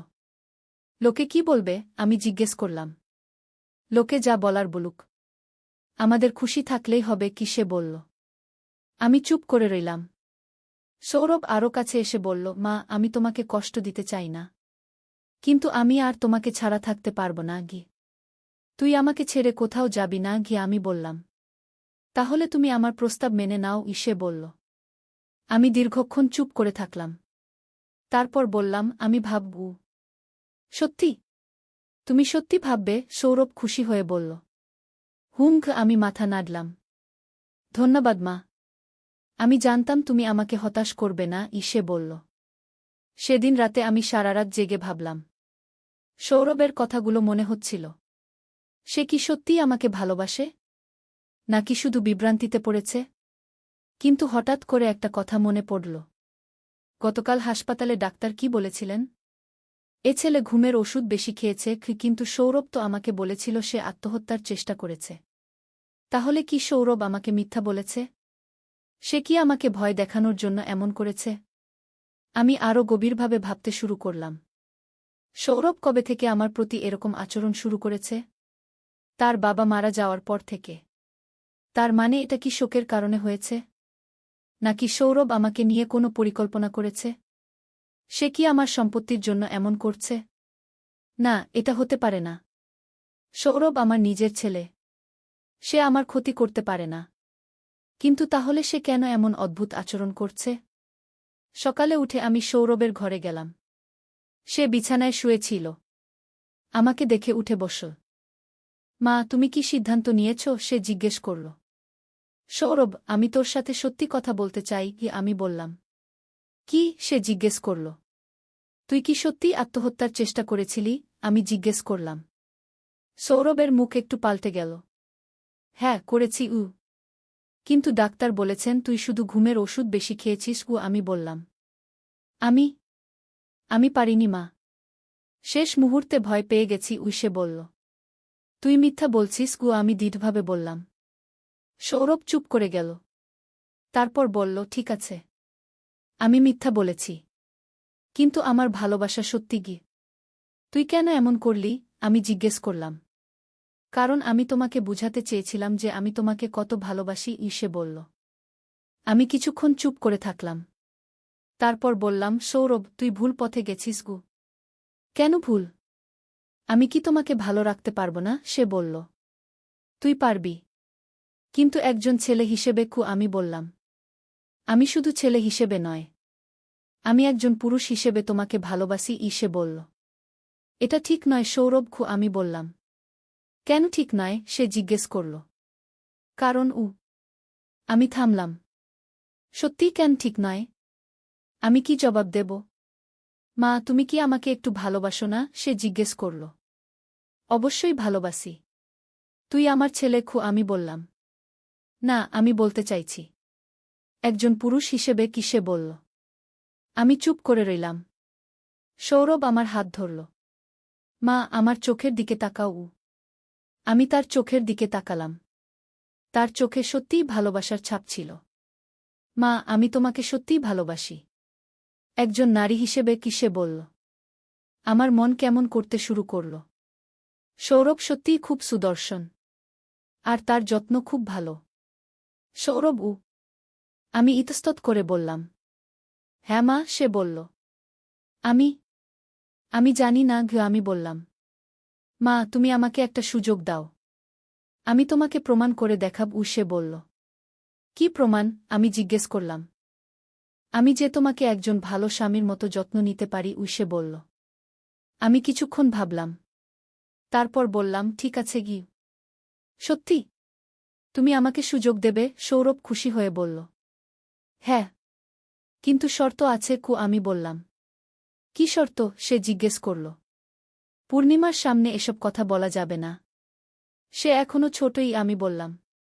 ঠিক আছে, আমি সাবধান থাকব। সে বলল। আর একটা শর্তও। আমি বললাম। কি? সে জিজ্ঞেস করল। আমি যদি মনে করি এটা ঠিক নয়, তাহলে তুই এসব বন্ধ করে দেবি কি? আমি বললাম। ঠিক আছে, তবে আমি তোমাকে নিরাশ করব না। সে বলল। সেদিন থেকে সৌরভ আমার সাথে স্বামী-স্ত্রীর মতো আচরণ করতে শুরু করল। সকালে উঠে আমার জন্য চা বানাত। দুপুরে অফিস থেকে ফিরে আমার জন্য ফুল নিয়ে আসত।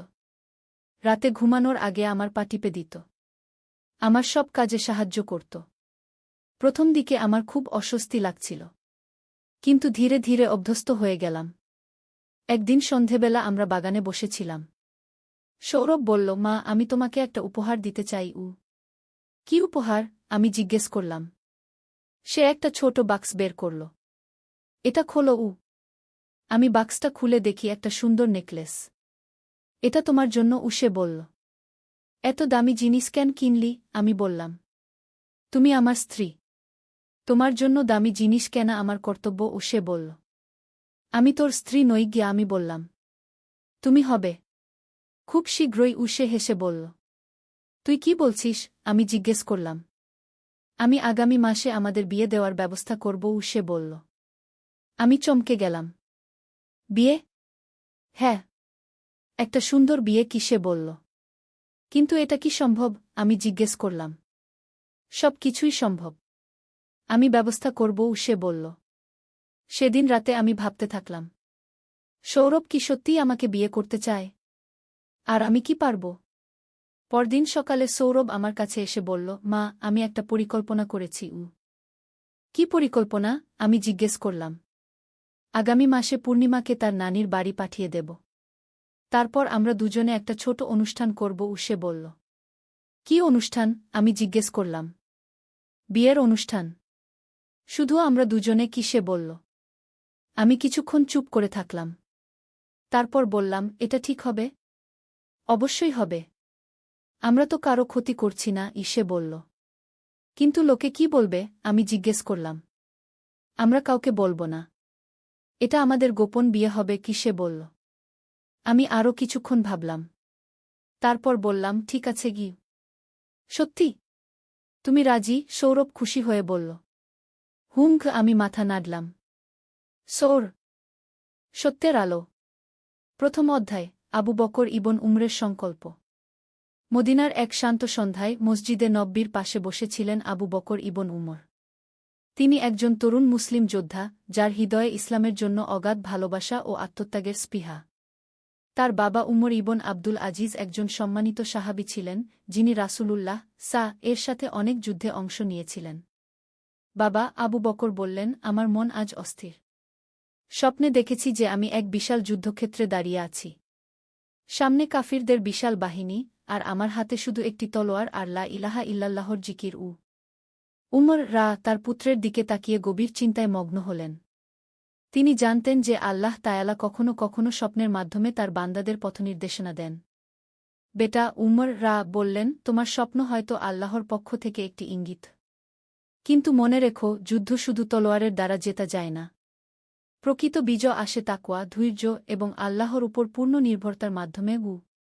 সেই রাতেই খবর এলো যে রোমান সাম্রাজ্যের বিশাল বাহিনী সিরিয়ার সীমান্তে মুসলিম ভূমি আক্রমণের প্রস্তুতি নিচ্ছে। তাদের সেনাপতি হেরাক্লিয়াস নামে এক নিষ্ঠুর শাসক, যে মুসলমানদের নিশ্চিহ্ন করার শপথ নিয়েছিল। খলিফা উমর ইবনুল খাত্তাব জরুরি সভা ডাকলেন। সাহাবীরা এবং অনুভবী সেনাপতিরা মসজিদে নব্বীতে একত্রিত হলেন।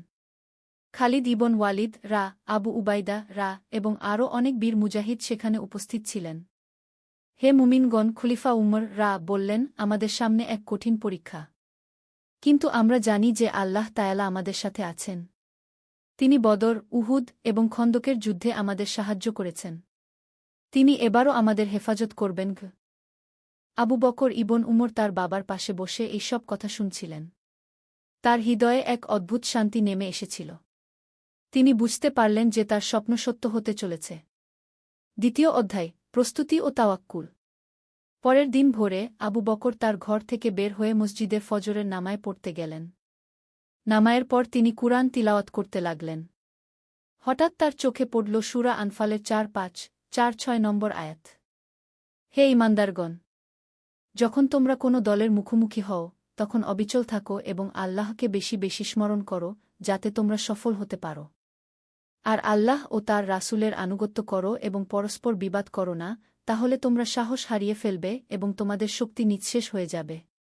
আর ধৈর্য ধরো, নিশ্চয়ই আল্লাহ ধৈর্যশীলদের সাথে আছেন গু। এই আয়াত পড়ে আবু বকরের হৃদয়ে এক গভীর প্রশান্তি নেমে এল। তিনি বুঝতে পারলেন যে আল্লাহ তায়ালা তাকে পথ দেখাচ্ছেন। মুসলিম বাহিনীর প্রস্তুতি শুরু হল। সৈনিকরা তাদের অস্ত্র ধার দিতে লাগল, ঘোড়াগুলোকে প্রস্তুত করা হল এবং রসদ সংগ্রহ করা হল। কিন্তু এসবের চেয়েও গুরুত্বপূর্ণ ছিল আধ্যাত্মিক প্রস্তুতি। প্রতিদিন ভোরে সৈনিকরা একসাথে তাহাজ্জুদ নামায় পড়তেন, কুরআন তিলাওয়াত করতেন এবং দোয়া করতেন। আবু বকর দেখতেন যে কিভাবে এই ধর্মীয় কর্মকাণ্ডগুলো সৈনিকদের মধ্যে একতা ও সাহস বৃদ্ধি করছে। একদিন সন্ধ্যায় আবু বকর একা বসে চিন্তা করছিলেন। তার কাছে এসে বসলেন সালিম ইবন মাকাল, তার সবচেয়ে ভালো বন্ধু এবং একসাথে বেড়ে ওঠা একজন তরুণ মুজাহিদ। আবু বকর, সালিম বললেন, তুমি কি ভাবছ? সালিম, আমি ভাবছি মৃত্যুর কথা, আবু বকর উত্তর দিলেন। আমি জানি না এই যুদ্ধ থেকে আমরা জীবিত ফিরতে পারব কিনা। কিন্তু আল্লাহর কসম, মৃত্যুর ভয়ে আমি পিছিয়ে যাব না গে। তুমি ঠিক বলেছ, সালিম বললেন। আমিও একই কথা ভাবছি। কিন্তু আমার মনে হয় যে আমরা যদি শহীদ হই, তাহলে সেটাই আমাদের জন্য সবচেয়ে বড় পুরস্কার হবে গ। দুই বন্ধু চুপ হয়ে রইলেন। রাতের আকাশে তারারা চকচক করছিল, যেন আল্লাহর রহমতের নিদর্শন।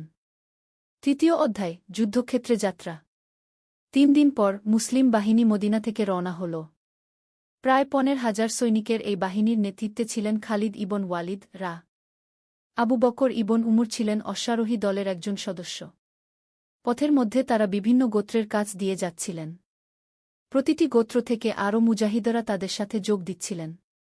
মুসলমানদের সংখ্যা বাড়ছিল, কিন্তু আবু বকর জানতেন যে সংখ্যার চেয়ে ঈমানের শক্তিই মূল বিষয়। একটি রাতে তারা এক মরুদ্যানে থামলেন। সেখানে একটি পুরনো মসজিদ ছিল, যেটি রাসূলুল্লাহ একবার ভ্রমণের সময় নির্মাণ করিয়েছিলেন। সৈনিকরা সেখানে মাগরিবের নামায় পড়লেন। নামায়ের পর খালিদ ইবন ওয়ালিদ রা সৈনিকদের উদ্দেশ্যে ভাষণ দিলেন। হে মুমিন ভাইয়েরা, আমরা এমন এক যাত্রায় বের হয়েছি যা আমাদের জীবনকে পরিবর্তন করে দেবে। আমাদের সামনে শক্তিশালী শত্রু, কিন্তু আমাদের সাথে আছে আল্লাহ তায়ালা, যিনি সকল শক্তির মালিক। মনে রাখবেন, আমরা লড়ছি ইসলামের জন্য, সত্যের জন্য, ন্যায় বিচারের জন্য। সৈনিকরা তাকবীর ধ্বনি দিয়ে তার কথার সমর্থন জানালেন। আবু বকর অনুভব করলেন যে তার শরীরের প্রতিটি রক্তকণিকায় এক অদ্ভুত শক্তি প্রবাহিত হচ্ছে। পরের দিন তারা এক স্থানীয় বেদুইন গোত্রের কাছে পৌঁছালেন। গোত্রপতি তাদের সাদর সম্বর্ধনা জানালেন এবং খবর দিলেন যে রোমান বাহিনী মাত্র 2 দিনের দূরত্বে অবস্থান করছে। তারা সংখ্যায় অনেক বেশি, গোত্রপতি বললেন। প্রায় 50,000 সৈনিক। তাদের কাছে আধুনিক অস্ত্র এবং প্রশিক্ষিত ঘোড়া আছে কি? এই খবর শুনে কিছু সৈনিক চিন্তিত হয়ে পড়লেন। কিন্তু আবু বকর তার বন্ধুদের বললেন, ভাইয়েরা, সংখ্যা দিয়ে যুদ্ধ জেতা যায় না। বদরের যুদ্ধে মুসলমানরা ছিল মাত্র 313 জন, আর কাফিরদের সংখ্যা ছিল 1000-এর বেশি। কিন্তু আল্লাহ তায়ালার সাহায্যে আমরা বিজয়ী হয়েছিলাম গ। চতুর্থ অধ্যায়, প্রথম সংঘর্ষ। 2 দিন পরে মুসলিম বাহিনী এক বিশাল সমতল ভূমিতে পৌঁছাল।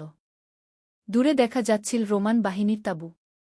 সূর্য উঠছিল পূর্ব দিকে, আর তার আলো রোমান সৈনিকদের বর্ম ও অস্ত্র চকচক করছিল। খালিদ ইবন ওয়ালিদ রা তার সেনাপতিদের নিয়ে যুদ্ধের পরিকল্পনা করলেন। আবু বকর ইবন উমরকে ডান পাশের অশ্বারোহী বাহিনীর নেতৃত্ব দেওয়া হল। আবু বকর, খালিদ রা বললেন, তুমি এখনও তরুণ, কিন্তু তোমার সাহস ও ঈমানের কথা সবাই জানে। আজকের যুদ্ধে তোমার ভূমিকা গুরুত্বপূর্ণ হবে। যুদ্ধ শুরুর আগে সমস্ত মুসলিম সৈনিক একসাথে ফজরের নামায় পড়লেন। নামায়ের পর তারা দোয়া করলেন এবং কুরআনের আয়াত তিলাওয়াত করলেন।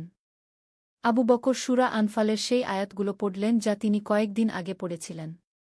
সকাল 10টার দিকে রোমান বাহিনী আক্রমণ শুরু করল। তাদের সেনাপতি হেরাক্লিয়াস সামনের সারিতে দাঁড়িয়ে তার সৈনিকদের উৎসাহিত করছিল। ধ্বংস করো এই মুসলমানদের, হেরাক্লিয়াস চিৎকার করে বলল। আমাদের সাম্রাজ্যের গৌরব রক্ষা করো। মুসলিম বাহিনী প্রথমে প্রতিরক্ষামূলক অবস্থান নিল। খালিদ ইবন ওয়ালিদ রা জানতেন যে তাড়াহুড়ো করা ঠিক হবে না। তিনি অপেক্ষা করছিলেন শত্রুবাহিনীর দুর্বল জায়গা খুঁজে বের করার জন্য। আবু বকর তার অশ্বারোহী দলকে প্রস্তুত রাখলেন। তিনি দেখতে পাচ্ছিলেন যে রোমান বাহিনীর বাম পাশ কিছুটা দুর্বল। সেখানে অভিজ্ঞতা কম এমন সৈনিকরা ছিল। প্রথম সংঘর্ষে রোমানরা প্রচণ্ড আক্রমণ চালাল। তাদের তীর ও বর্ষা মুসলিম বাহিনীর উপর বৃষ্টির মতো পড়তে লাগল। কিছু মুসলিম সৈনিক শহীদ হলেন, কিন্তু বাকিরা অবিচল থাকলেন। আবু বকর দেখলেন যে তার পাশের এক তরুণ সৈনিক আহত হয়েছে। তিনি তাকে নিরাপদ স্থানে সরিয়ে নিয়ে গেলেন এবং তার ক্ষত বেঁধে দিলেন। আমি যুদ্ধ করতে পারব না, আহত সৈনিক বলল। কোনো চিন্তা নেই ভাই, আবু বকর বললেন। তুমি এখানে বসে আল্লাহর কাছে দোয়া করো। দোয়ার শক্তি তলোয়ারের চেয়ে কম নয় গে। পঞ্চম অধ্যায়, বিপদের মুহূর্ত। দুপুরের দিকে পরিস্থিতি গুরুতর হয়ে উঠল। রোমান বাহিনী মুসলমানদের প্রতিরক্ষা ভেদ করে ভিতরে ঢুকতে শুরু করেছে। মুসলিম বাহিনীর কেন্দ্রভাগ চাপের মুখে পড়ল। আবু বকর দেখলেন যে পরিস্থিতি নিয়ন্ত্রণের বাইরে চলে যেতে পারে। তিনি খালিদ ইবন ওয়ালিদ এর কাছে গিয়ে বললেন, সেনাপতি, আমার মতে আমাদের এখনই পাল্টা আক্রমণ করা উচিত। যদি আরও দেরি করি তাহলে আমাদের অবস্থা আরও খারাপ হবে গু। খালিদ মাথা নাড়লেন। তুমি ঠিক বলেছ, কিন্তু আমাদের কৌশল ঠিক করতে হবে। তুমি তোমার অশ্বারোহী দল নিয়ে তাদের বাম পাশে আক্রমণ করো। আমি কেন্দ্র থেকে সামনের দিকে অগ্রসর হব গো। আবু বকর তার দলের কাছে ফিরে গেলেন। ৫০ জন অশ্বারোহী তাকে ঘিরে দাঁড়াল। তাদের মধ্যে তার বন্ধু সালিমও ছিল। ভাইয়েরা, আবু বকর বললেন, আমাদের এই মুহূর্তে একসাথে থাকতে হবে। আল্লাহর নাম নিয়ে আক্রমণ করব। মনে রাখবেন, আমরা মরণীয় মানুষ, কিন্তু আমাদের উদ্দেশ্য চিরন্তন গু। সৈনিকরা তাকবীর ধ্বনি দিল, আল্লাহু আকবার, লা ইলাহা ইল্লাল্লাহু মুহাম্মাদুর রাসূলুল্লাহ। আবু বকর তার তলোয়ার উঁচিয়ে ধরলেন এবং চিৎকার করে বললেন, আল্লাহ তাআলার সাহায্যে আমরা আজ বিজয়ী হব। অশ্বারোহী দলটি রোমান বাহিনীর বাম পাশের দিকে ঝড়ের বেগে এগিয়ে গেল। তাদের আক্রমণ এত আকস্মিক ও শক্তিশালী ছিল যে রোমান সৈনিকরা প্রথমে বুঝতেই পারল না কি হচ্ছে। আবু বকর সবার আগে গিয়ে একজন রোমান সেনাপতির সাথে যুদ্ধে জড়িয়ে পড়লেন। প্রচণ্ড লড়াইয়ের পর তিনি সেই সেনাপতিকে পরাজিত করলেন। কিন্তু হঠাৎই পরিস্থিতি পরিবর্তন হল। রোমান বাহিনীর আরও সৈনিক এসে পৌঁছাল এবং মুসলিম অশ্বারোহীরা ঘিরে ফেলা হল। ষষ্ঠ অধ্যায়, আল্লাহর সাহায্য। আবু বকর দেখলেন যে তার দল কঠিন পরিস্থিতিতে পড়েছে। চারদিক থেকে রোমান সৈনিকরা তাদের আক্রমণ করছে। তার পাশে সালিম ইবন মাকাল গুরুতর আহত হয়ে পড়ে গেল। সালিম, আবু বকর চিৎকার করে তার বন্ধুর কাছে ছুটে গেলেন। সালিম ক্ষীণ স্বরে বলল, আবু বকর, আমি মনে হয় শহীদ হতে যাচ্ছি। কিন্তু আমি খুশি। আমি আল্লাহর রাস্তায় মৃত্যুবরণ করছি গু। না সালিম, তুমি মরবে না, আবু বকর বললেন। কিন্তু তিনি বুঝতে পারছিলেন যে সালিমের অবস্থা গুরুতর। সেই মুহূর্তে আবু বকরের মনে পড়ে গেল তার স্বপ্নের কথা। তিনি একা দাঁড়িয়ে আছেন, চারদিকে শত্রু, আর তার হাতে শুধু একটি তলোয়ার এবং লা ইলাহা ইল্লাল্লাহর জিকির। আবু বকর উঠে দাঁড়ালেন। তার চারপাশে অন্তত ২০ জন রোমান সৈনিক ঘিরে ধরেছে। তিনি জোরে জোরে বলতে লাগলেন, লা ইলাহা ইল্লাল্লাহু মুহাম্মাদুর রাসূলুল্লাহ, আল্লাহু আকবার। এই জিকিরের সাথে সাথে তিনি তলোয়ার উঁচিয়ে ধরে এক এক করে রোমান সৈনিকদের মোকাবিলা করতে লাগলেন। তার সাহস ও ঈমানের শক্তি দেখে বাকি মুসলিম সৈনিকরাও নতুন উৎসাহ পেল। হঠাৎই আকাশে মেঘ জমতে শুরু করল। অথচ সকাল থেকেই আকাশ পরিষ্কার ছিল। প্রচণ্ড বাতাস বইতে শুরু করল, যা রোমান সৈনিকদের চোখে ধুলো নিয়ে গেল। এই প্রাকৃতিক পরিবর্তনে রোমানরা কিছুটা বিভ্রান্ত হয়ে পড়ল। আবু বকর বুঝতে পারলেন যে এটি আল্লাহ তাআলার সাহায্য। তিনি তার বাকি সৈনিকদের জোরালো আওয়াজে বললেন, ভাইয়েরা, আল্লাহ তাআলা আমাদের সাহায্য করছেন। এগিয়ে চলো, বিজয় আমাদের। সপ্তম অধ্যায়, চূড়ান্ত বিজয়। বিকেলের দিকে যুদ্ধের মোড সম্পূর্ণ পরিবর্তন হয়ে গেল। মুসলিম বাহিনী পাল্টা আক্রমণে গেল এবং রোমান বাহিনী পিছু হটতে শুরু করল। আবু বকর তার অশ্বারোহী দল পুনর্গঠিত করলেন। যদিও তার অনেক সাথী শহীদ হয়েছেন, তবুও যারা বেঁচে ছিলেন তারা আরও শক্তিশালী মনোবল নিয়ে এগিয়ে এলেন। ভাইয়েরা, আবু বকর বললেন, আমাদের শহীদ ভাইদের রক্ত বৃথা যেতে দেওয়া যাবে না। আল্লাহ তাআলা আমাদের সাহায্য করেছেন, এখন আমাদের দায়িত্ব হল তার দেওয়া সুযোগের সঠিক ব্যবহার করা। রোমান সেনাপতি হেরাক্লিয়াস বুঝতে পারল যে পরিস্থিতি তাদের বিপক্ষে চলে যাচ্ছে। তিনি তার ব্যক্তিগত দেহরক্ষীদের নিয়ে একটি শেষ আক্রমণের পরিকল্পনা করলেন। তার উদ্দেশ্য ছিল খালিদ ইবন ওয়ালিদ কে হত্যা করে মুসলিম বাহিনীকে নেতৃত্বশূন্য করা। কিন্তু আবু বকর হেরাক্লিয়াসের এই পরিকল্পনা বুঝতে পেরে তাকে বাধা দিলেন। দুই বীর যোদ্ধার মধ্যে এক প্রচণ্ড যুদ্ধ শুরু হল। হেরাক্লিয়াস ছিল অভিজ্ঞ যোদ্ধা, কিন্তু আবু বকরের ঈমানের শক্তি ছিল অপ্রতিরোধ্য। প্রতিটি তলোয়ারের আঘাতের সাথে তিনি কি আল্লাহু আকবার বলছিলেন। অবশেষে আবু বকর হেরাক্লিয়াসকে পরাজিত করলেন। রোমান সেনাপতির পতনের সাথে সাথে তাদের বাহিনীর মনোবল ভেঙে গেল। সূর্যাস্তের ঠিক আগে রোমান বাহিনী সম্পূর্ণভাবে পরাজিত হল। যারা বেঁচে ছিল তারা যুদ্ধক্ষেত্র থেকে পালিয়ে গেল। অষ্টম অধ্যায়, বিজয়ের পর। যুদ্ধ শেষ হওয়ার পর মুসলিম সৈনিকরা শহীদদের জন্য দোয়া করলেন এবং তাদের দাফন কাফনের ব্যবস্থা করলেন। আবু বকর তার প্রিয় বন্ধু সালিমের কবরের পাশে দাঁড়িয়ে কাঁদলেন। সালিম, তিনি মনে মনে বললেন, তুমি শহীদ হয়েছ, এটা তোমার জন্য গর্বের বিষয়। আল্লাহ তায়ালা তোমাকে জান্নাতে উচ্চ মর্যাদা দিন গু। খালিদ ইবন ওয়ালিদ আবু বকরের কাছে এসে বললেন, আবু বকর, আজকের বিজয়ে তোমার অবদান অসাধারণ। তুমি যে সাহস ও নেতৃত্ব দেখিয়েছ সেটা আমাদের সবার জন্য অনুপ্রেরণা গো। সেনাপতি আবু বকর উত্তর দিলেন, এটা কোনো ব্যক্তিগত বিজয় নয়। এটা ইসলামের বিজয়, সত্যের বিজয়। আল্লাহ তায়ালাই আমাদের সাহায্য করেছেন গু। সেই রাতে মুসলিম সৈনিকরা শুকরিয়া স্বরূপ 2 রাকাত নামায় পড়লেন এবং কুরআন তিলাওয়াত করলেন। আবু বকর সূরা নাসরের আয়াত তিলাওয়াত করলেন। যখন আল্লাহর সাহায্য ও বিজয় আসবে, আর তুমি দেখবে মানুষ দলে দলে আল্লাহর দিনে প্রবেশ করছে, তখন তুমি তোমার রবের প্রশংসায় তাসবিহ পড় এবং তার কাছে ক্ষমা প্রার্থনা করো। নিশ্চয়ই তিনি তাওবা কবুলকারী গু। নবম অধ্যায়, ঘরে ফেরার পথ। 1 সপ্তাহ পরে বিজয়ী মুসলিম বাহিনী মদিনার দিকে রওনা হল। পথের মধ্যে বিভিন্ন গোত্র তাদের স্বাগত জানাল এবং অনেকেই ইসলাম গ্রহণ করল। আবু বকর যুদ্ধের পরে গভীর চিন্তায় মগ্ন হয়ে পড়েছিলেন। বিজয়ের আনন্দের পাশাপাশি তিনি শহীদ হওয়া বন্ধুদের কথা ভাবছিলেন। তিনি বুঝতে পারছিলেন যে জিহাদ মানে শুধু যুদ্ধ নয়, বরং আত্মত্যাগ, ভালোবাসা এবং মানুষের কল্যাণের জন্য কাজ করা। পথের মধ্যে একদিন তারা এক গ্রামে থামলেন। সেই গ্রামের মানুষরা যুদ্ধে ক্ষতিগ্রস্ত হয়েছিল। আবু বকর দেখলেন যে অনেক বিধবা ও এতিম সেখানে রয়েছে। আমাদের উচিত হবে এই মানুষদের সাহায্য করা। আবু বকর খালিদ ইবন ওয়ালিদ কে বললেন। তুমি ঠিক বলেছ, খালিদ উত্তর দিলেন।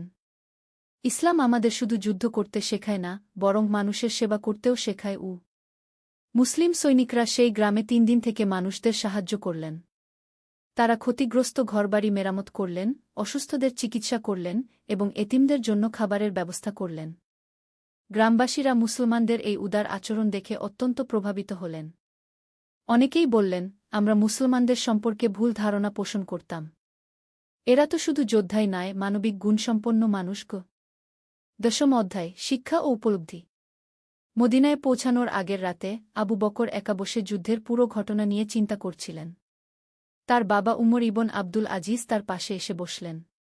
বেটা, তুমি কি ভাবছ? উমর জিজ্ঞেস করলেন। বাবা, আবু বকর বললেন, আমি ভাবছি যে আল্লাহ তায়ালা আমাদের কত বড় নিয়ামত দিয়েছেন। আমি দেখেছি যে ইমানের শক্তি কত বড়। যখন আমরা আল্লাহর উপর পূর্ণ নির্ভর করেছি, তখন তিনি আমাদের সাহায্য করেছেন গু।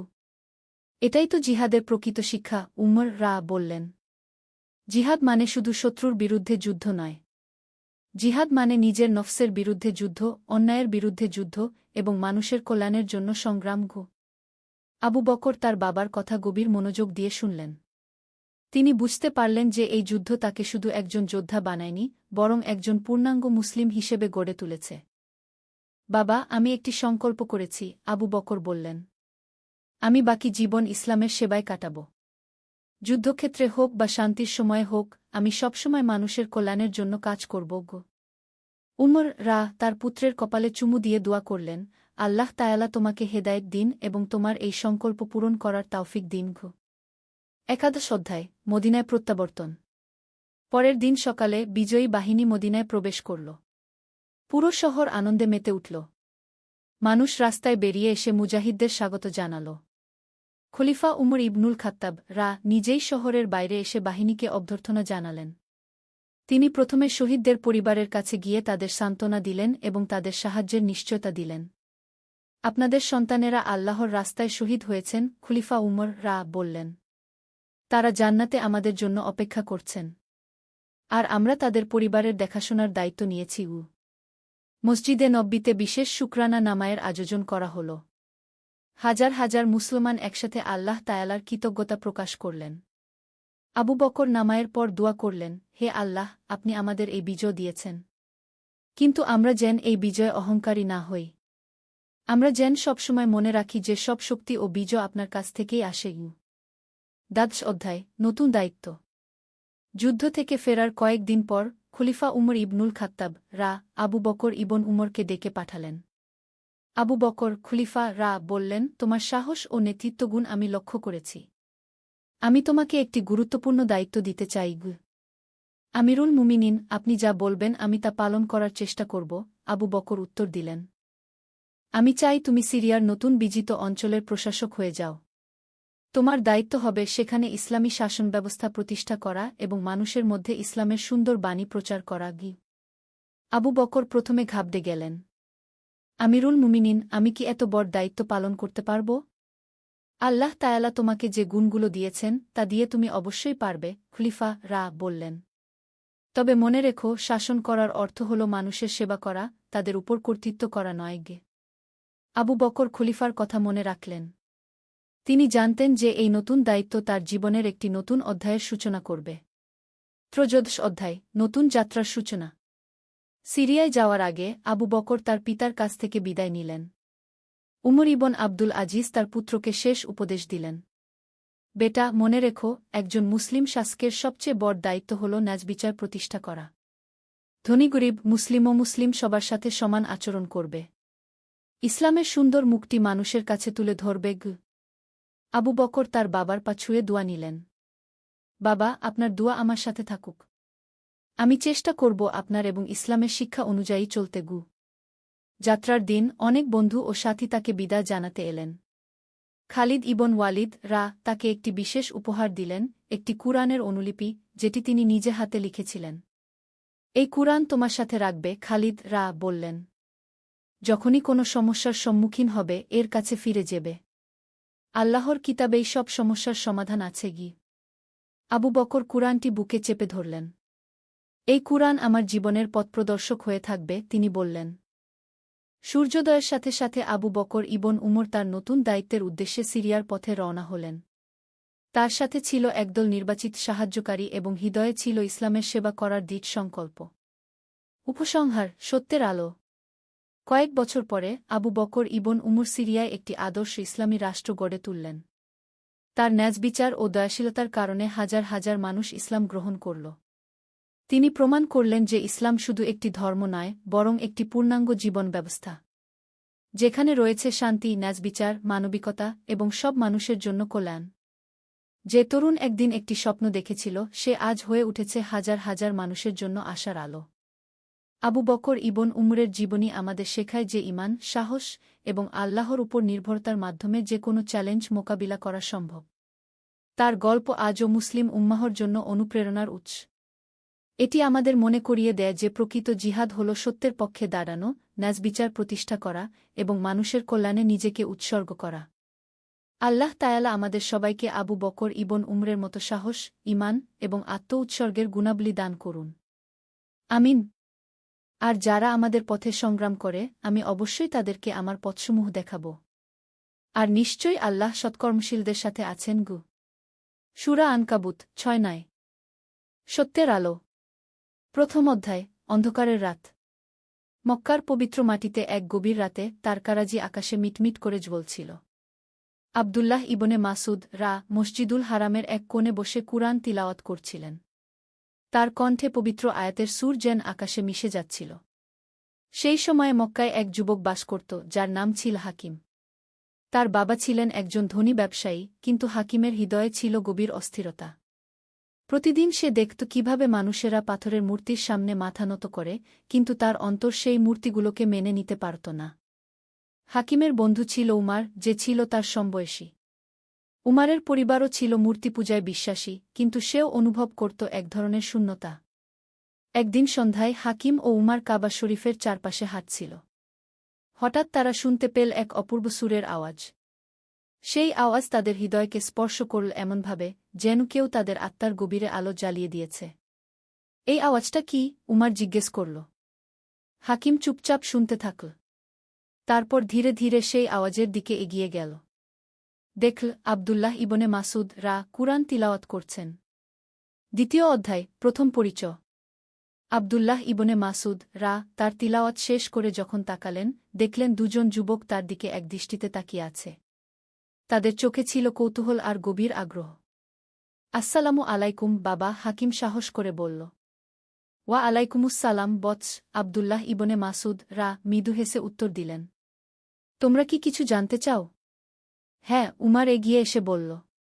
আপনি যে সুন্দর আওয়াজে যা পড়ছিলেন সেটা কি? এমন মধুর কথা আমি কখনো শুনিনি গিয়ে। আব্দুল্লাহ ইবনে মাসুদ তাদের দুজনকে তার পাশে বসতে ইশারা করলেন। তারপর বললেন, এটা হলো কুরআন মজিদ, আল্লাহ তায়ালার বাণী। এটি আমাদের প্রিয় নবী মুহাম্মদ এর উপর নাজিল হয়েছে গি। আল্লাহ একজন ইলাহ? হাকিম জিজ্ঞেস করল। না বৎস, আল্লাহ হলেন একমাত্র সৃষ্টিকর্তা, যিনি সমস্ত জগতের রব।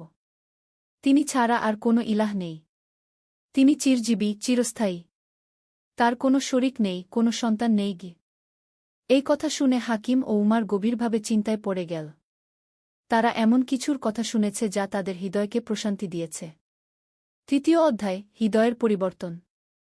পরের কয়েক সপ্তাহ হাকিম ও উমার নিয়মিত আব্দুল্লাহ ইবনে মাসুদ এর কাছে যেতে থাকল। তিনি তাদের ইসলামের বিভিন্ন দিক সম্পর্কে শেখাতে লাগলেন। ইসলাম মানে কি? একদিন হাকিম জিজ্ঞেস করল। ইসলাম মানে হল আত্মসমর্পণ, আব্দুল্লাহ ইবনে মাসুদ বললেন। আল্লাহর কাছে সম্পূর্ণ আত্মসমর্পণ। এর মূল ভিত্তি হল 5টি স্তম্ভ। তিনি তাদের বুঝিয়ে দিলেন। 1. শাহাদাত, এই সাক্ষ্য দেওয়া যে আল্লাহ ছাড়া কোনো ইলাহ নেই এবং মুহাম্মদ তার রাসূল। 2. নামাজ, দিনে 5 বার আল্লাহর ইবাদত করা। 3. জাকাত, নির্ধারিত পরিমাণ সম্পদ দরিদ্রদের মধ্যে বিতরণ করা। 4. রোজা, রমজান মাসে সিয়াম পালন করা। 5. হজ, সামর্থ্য থাকলে কাবা শরীফে হজ করা। কিন্তু আমাদের পূর্বপুরুষরা তো এই পাথরের দেবতাদের পূজা করতেন। উমার সংশয় প্রকাশ করল। আব্দুল্লাহ ইবনে মাসুদ ধৈর্য সহকারে বললেন, বৎস, আমাদের পিতা ইব্রাহিম এই একই প্রশ্নের সম্মুখীন হয়েছিলেন। তিনি তার সম্প্রদায়কে জিজ্ঞেস করেছিলেন, তোমরা যাদের পূজা কর, তারা কি তোমাদের কোনো উপকার করতে পারে বা ক্ষতি করতে পারে? তিনি ইব্রাহিম এর গল্প বললেন, কিভাবে তিনি মূর্তি ভেঙে ফেলেছিলেন এবং মানুষকে এক আল্লাহর দিকে ডেকেছিলেন। চতুর্থ অধ্যায়, পরীক্ষার সময়। হাকিম ও উমার যখন ইসলাম সম্পর্কে আরও জানতে শুরু করল, তখন তাদের পরিবারের লোকেরা তাদের পরিবর্তন লক্ষ্য করতে শুরু করল। হাকিমের বাবা একদিন তাকে ডেকে বললেন, বেটা, তুমি কি করছ? লোকেরা বলছে তুমি নাকি সেই মুহাম্মদের অনুসারীদের সাথে মেশাও। হাকিম সাহস করে বলল, আব্বা, আমি সত্যের সন্ধান করছি। আমি যা শিখেছি তাতে আমার মন প্রশান্তি পেয়েছে গি। কি শিখেছ তুমি? তার বাবা রাগের সাথে জিজ্ঞেস করলেন। হাকিম তার বাবাকে বোঝানোর চেষ্টা করল। সে বলল, আব্বা, আপনি যে পাথরের মূর্তিগুলোর পূজা করেন, সেগুলো কি আপনার কোনো উপকার করতে পারে? আপনি যখন বিপদে পড়েন, তারা কি আপনাকে সাহায্য করে? তার বাবা চুপ হয়ে গেলেন। তারপর বললেন, এগুলো আমাদের পূর্বপুরুষদের ধর্মখ। কিন্তু আব্বা, সত্য কি পূর্বপুরুষদের কারণে বদলে যায়? যা সত্য তা সবসময় সত্যও। পঞ্চম অধ্যায়, ঈমানের পথে। একদিন আব্দুল্লাহ ইবনে মাসুদ হাকিম ও উমারকে রাসূলুল্লাহ এর জীবনের ঘটনা বললেন। আমাদের প্রিয় নবী হেরা গুহায় ধ্যানমগ্ন অবস্থায় থাকতেন। সেখানে জিব্রাইল তার কাছে এসে বললেন, পড় তোমার রবের নামে যিনি সৃষ্টি করেছেন। তিনি বর্ণনা করলেন কিভাবে নবী প্রথমে ভয় পেয়েছিলেন, কিন্তু তারপর আল্লাহর বাণী প্রচার করা শুরু করেছিলেন। রাসূলুল্লাহ বলেছেন, আব্দুল্লাহ ইবনে মাসুদ বললেন, আমি তোমাদের কাছে এমন কিছু নিয়ে এসেছি যা তোমাদের দুনিয়া ও আখিরাত উভয়ের জন্য কল্যাণকর। হাকিম জিজ্ঞেস করল, আখিরাত মানে কি? আখিরাত হল পরকাল। এই জীবনের পরে আরেকটি জীবন আছে, যেখানে আমাদের সব কাজের হিসাব দিতে হবে। যারা ভালো কাজ করবে তারা জান্নাতে যাবে, আর যারা খারাপ কাজ করবে তারা জাহান্নামে যাবে গু। উমার বলল, কিন্তু কিভাবে আমরা ভালো কাজ করব? আব্দুল্লাহ ইবনে মাসুদ তাদের বুঝিয়ে দিলেন ইসলামের নৈতিক শিক্ষা। তিনি বললেন, আল্লাহ তায়ালা আমাদের শিখিয়েছেন সততা, ন্যায়বিচার, দয়া, ক্ষমা ও সহানুভূতি। তিনি আমাদের বলেছেন মিথ্যা বলতে, চুরি করতে, ব্যভিচার করতে, মদ খেতে নিষেধ করেছেন গু। ষষ্ঠ অধ্যায়, সিদ্ধান্তের মুহূর্ত। দিনে দিনে হাকিম ও উমার ইসলামের সৌন্দর্য উপলব্ধি করতে থাকল। তারা দেখল কিভাবে মুসলমানরা একে অপরের সাথে ভ্রাতৃত্বের সম্পর্ক রাখে, কিভাবে তারা দরিদ্রদের সাহায্য করে, কিভাবে তারা সত্য কথা বলে। একদিন রাতে হাকিম তার ঘরে একা বসে চিন্তা করছিল। তার মনে অনেক প্রশ্ন আসছিল। এই যে পাথরের মূর্তি, এগুলো কি সত্যিই কোনো শক্তি রাখে? আমি যখন বিপদে পড়ি, কেন এরা আমাকে সাহায্য করে না? কিন্তু যখন আমি আল্লাহর নাম স্মরণ করি, তখন কেন আমার মন শান্তি পায়? সেই রাতে সে একটি স্বপ্ন দেখল। স্বপনে সে দেখল সে একটি অন্ধকার পথে হাঁটছে। হঠাৎ একটি উজ্জ্বল আলো তার সামনে এল। সেই আলোর মধ্যে একটি আওয়াজ শুনতে পেল, লা ইলাহা ইল্লাল্লাহু মুহাম্মাদুর রাসূলুল্লাহ গো। হাকিম জেগে উঠল। তার হৃদয় পূর্ণ হয়ে গিয়েছিল এক অদ্ভুত প্রশান্তিতে। সে বুঝতে পারল এটাই তার জীবনের সঠিক পথ। সপ্তম অধ্যায়, ইসলাম গ্রহণ। পরের দিন সকালে হাকিম ও উমার আবদুল্লাহ ইবনে মাসুদ এর কাছে গেল।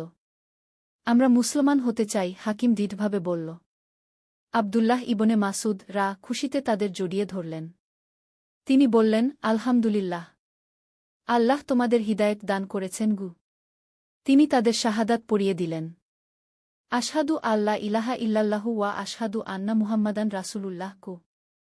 আমি সাক্ষ্য দিচ্ছি যে আল্লাহ ছাড়া কোনো ইলাহ নেই এবং মুহাম্মদ আল্লাহর রাসূল গু। তারা যখন এই কালিমা পড়ল, তখন তাদের মনে হল যেন তাদের উপর থেকে এক বিরাট বোঝা নেমে গেছে। তারা অনুভব করল এক অপূর্ব হালকাতা ও প্রশান্তি। অষ্টম অধ্যায়, নতুন জীবনের শুরু। ইসলাম গ্রহণের পর হাকিম ও উমারের জীবনে এক বিপ্লব ঘটে গেল। তারা নিয়মিত নামাজ পড়তে শুরু করল। তারা শিখল কিভাবে অজু করতে হয়, কিভাবে নামাজে দাঁড়াতে হয়, কি পড়তে হয়। আবদুল্লাহ ইবনে মাসুদ তাদের কুরআনের বিভিন্ন সূরা শেখালেন। তারা শিখল সূরা ফাতিহা, সূরা ইখলাস, সূরা ফালাক, সূরা নাস। নামাজ হল মুমিনের মিরাজ। আবদুল্লাহ ইবনে মাসুদ তাদের বললেন, এর মাধ্যমে তুমি আল্লাহর সাথে সরাসরি কথা বলবো। হাকিম প্রথমবার যখন নামাজে দাঁড়াল এবং কি আল্লাহু আকবার বলল, তখন তার চোখ দিয়ে পানি গড়িয়ে পড়ল। সে অনুভব করল যে সে সরাসরি তার স্রষ্টার সামনে দাঁড়িয়ে আছে। নবম অধ্যায়, চ্যালেঞ্জের মুখোমুখি। কিন্তু ইসলাম গ্রহণের পর তাদের জীবনে কিছু কঠিন পরীক্ষাও এল। তাদের পরিবারের অনেকেই তাদের এই ধর্ম পরিবর্তনে খুশি হলেন না। হাকিমের বাবা তাকে বাড়ি থেকে বের করে দেওয়ার হুমকি দিলেন। তুমি যদি এই নতুন ধর্ম ত্যাগ না কর, তাহলে তুমি আর আমার ছেলে নও। হাকিম ধৈর্য সহকারে তার বাবাকে বোঝানোর চেষ্টা করল। আব্বা, আমি আপনাকে অসম্মান করিনি। আমি শুধু আল্লাহর আনুগত্য করছি। ইসলাম আমাকে শিখিয়েছে আপনাদের আরও বেশি সম্মান করতে গু। সত্যিই ইসলাম গ্রহণের পর হাকিম তার বাবা মায়ের সাথে আরও ভালো ব্যবহার করতে শুরু করেছিল। সে তাদের সেবা করত, তাদের কথা শুনত, যদিও ধর্মীয় বিষয়ে মতপার্থক্য ছিল। উমারের অবস্থাও একই রকম। তার পরিবার তার উপর চাপ দিতে থাকল ইসলাম ছেড়ে দিতে। দশম অধ্যায়, ধৈর্যের পুরস্কার। আবদুল্লাহ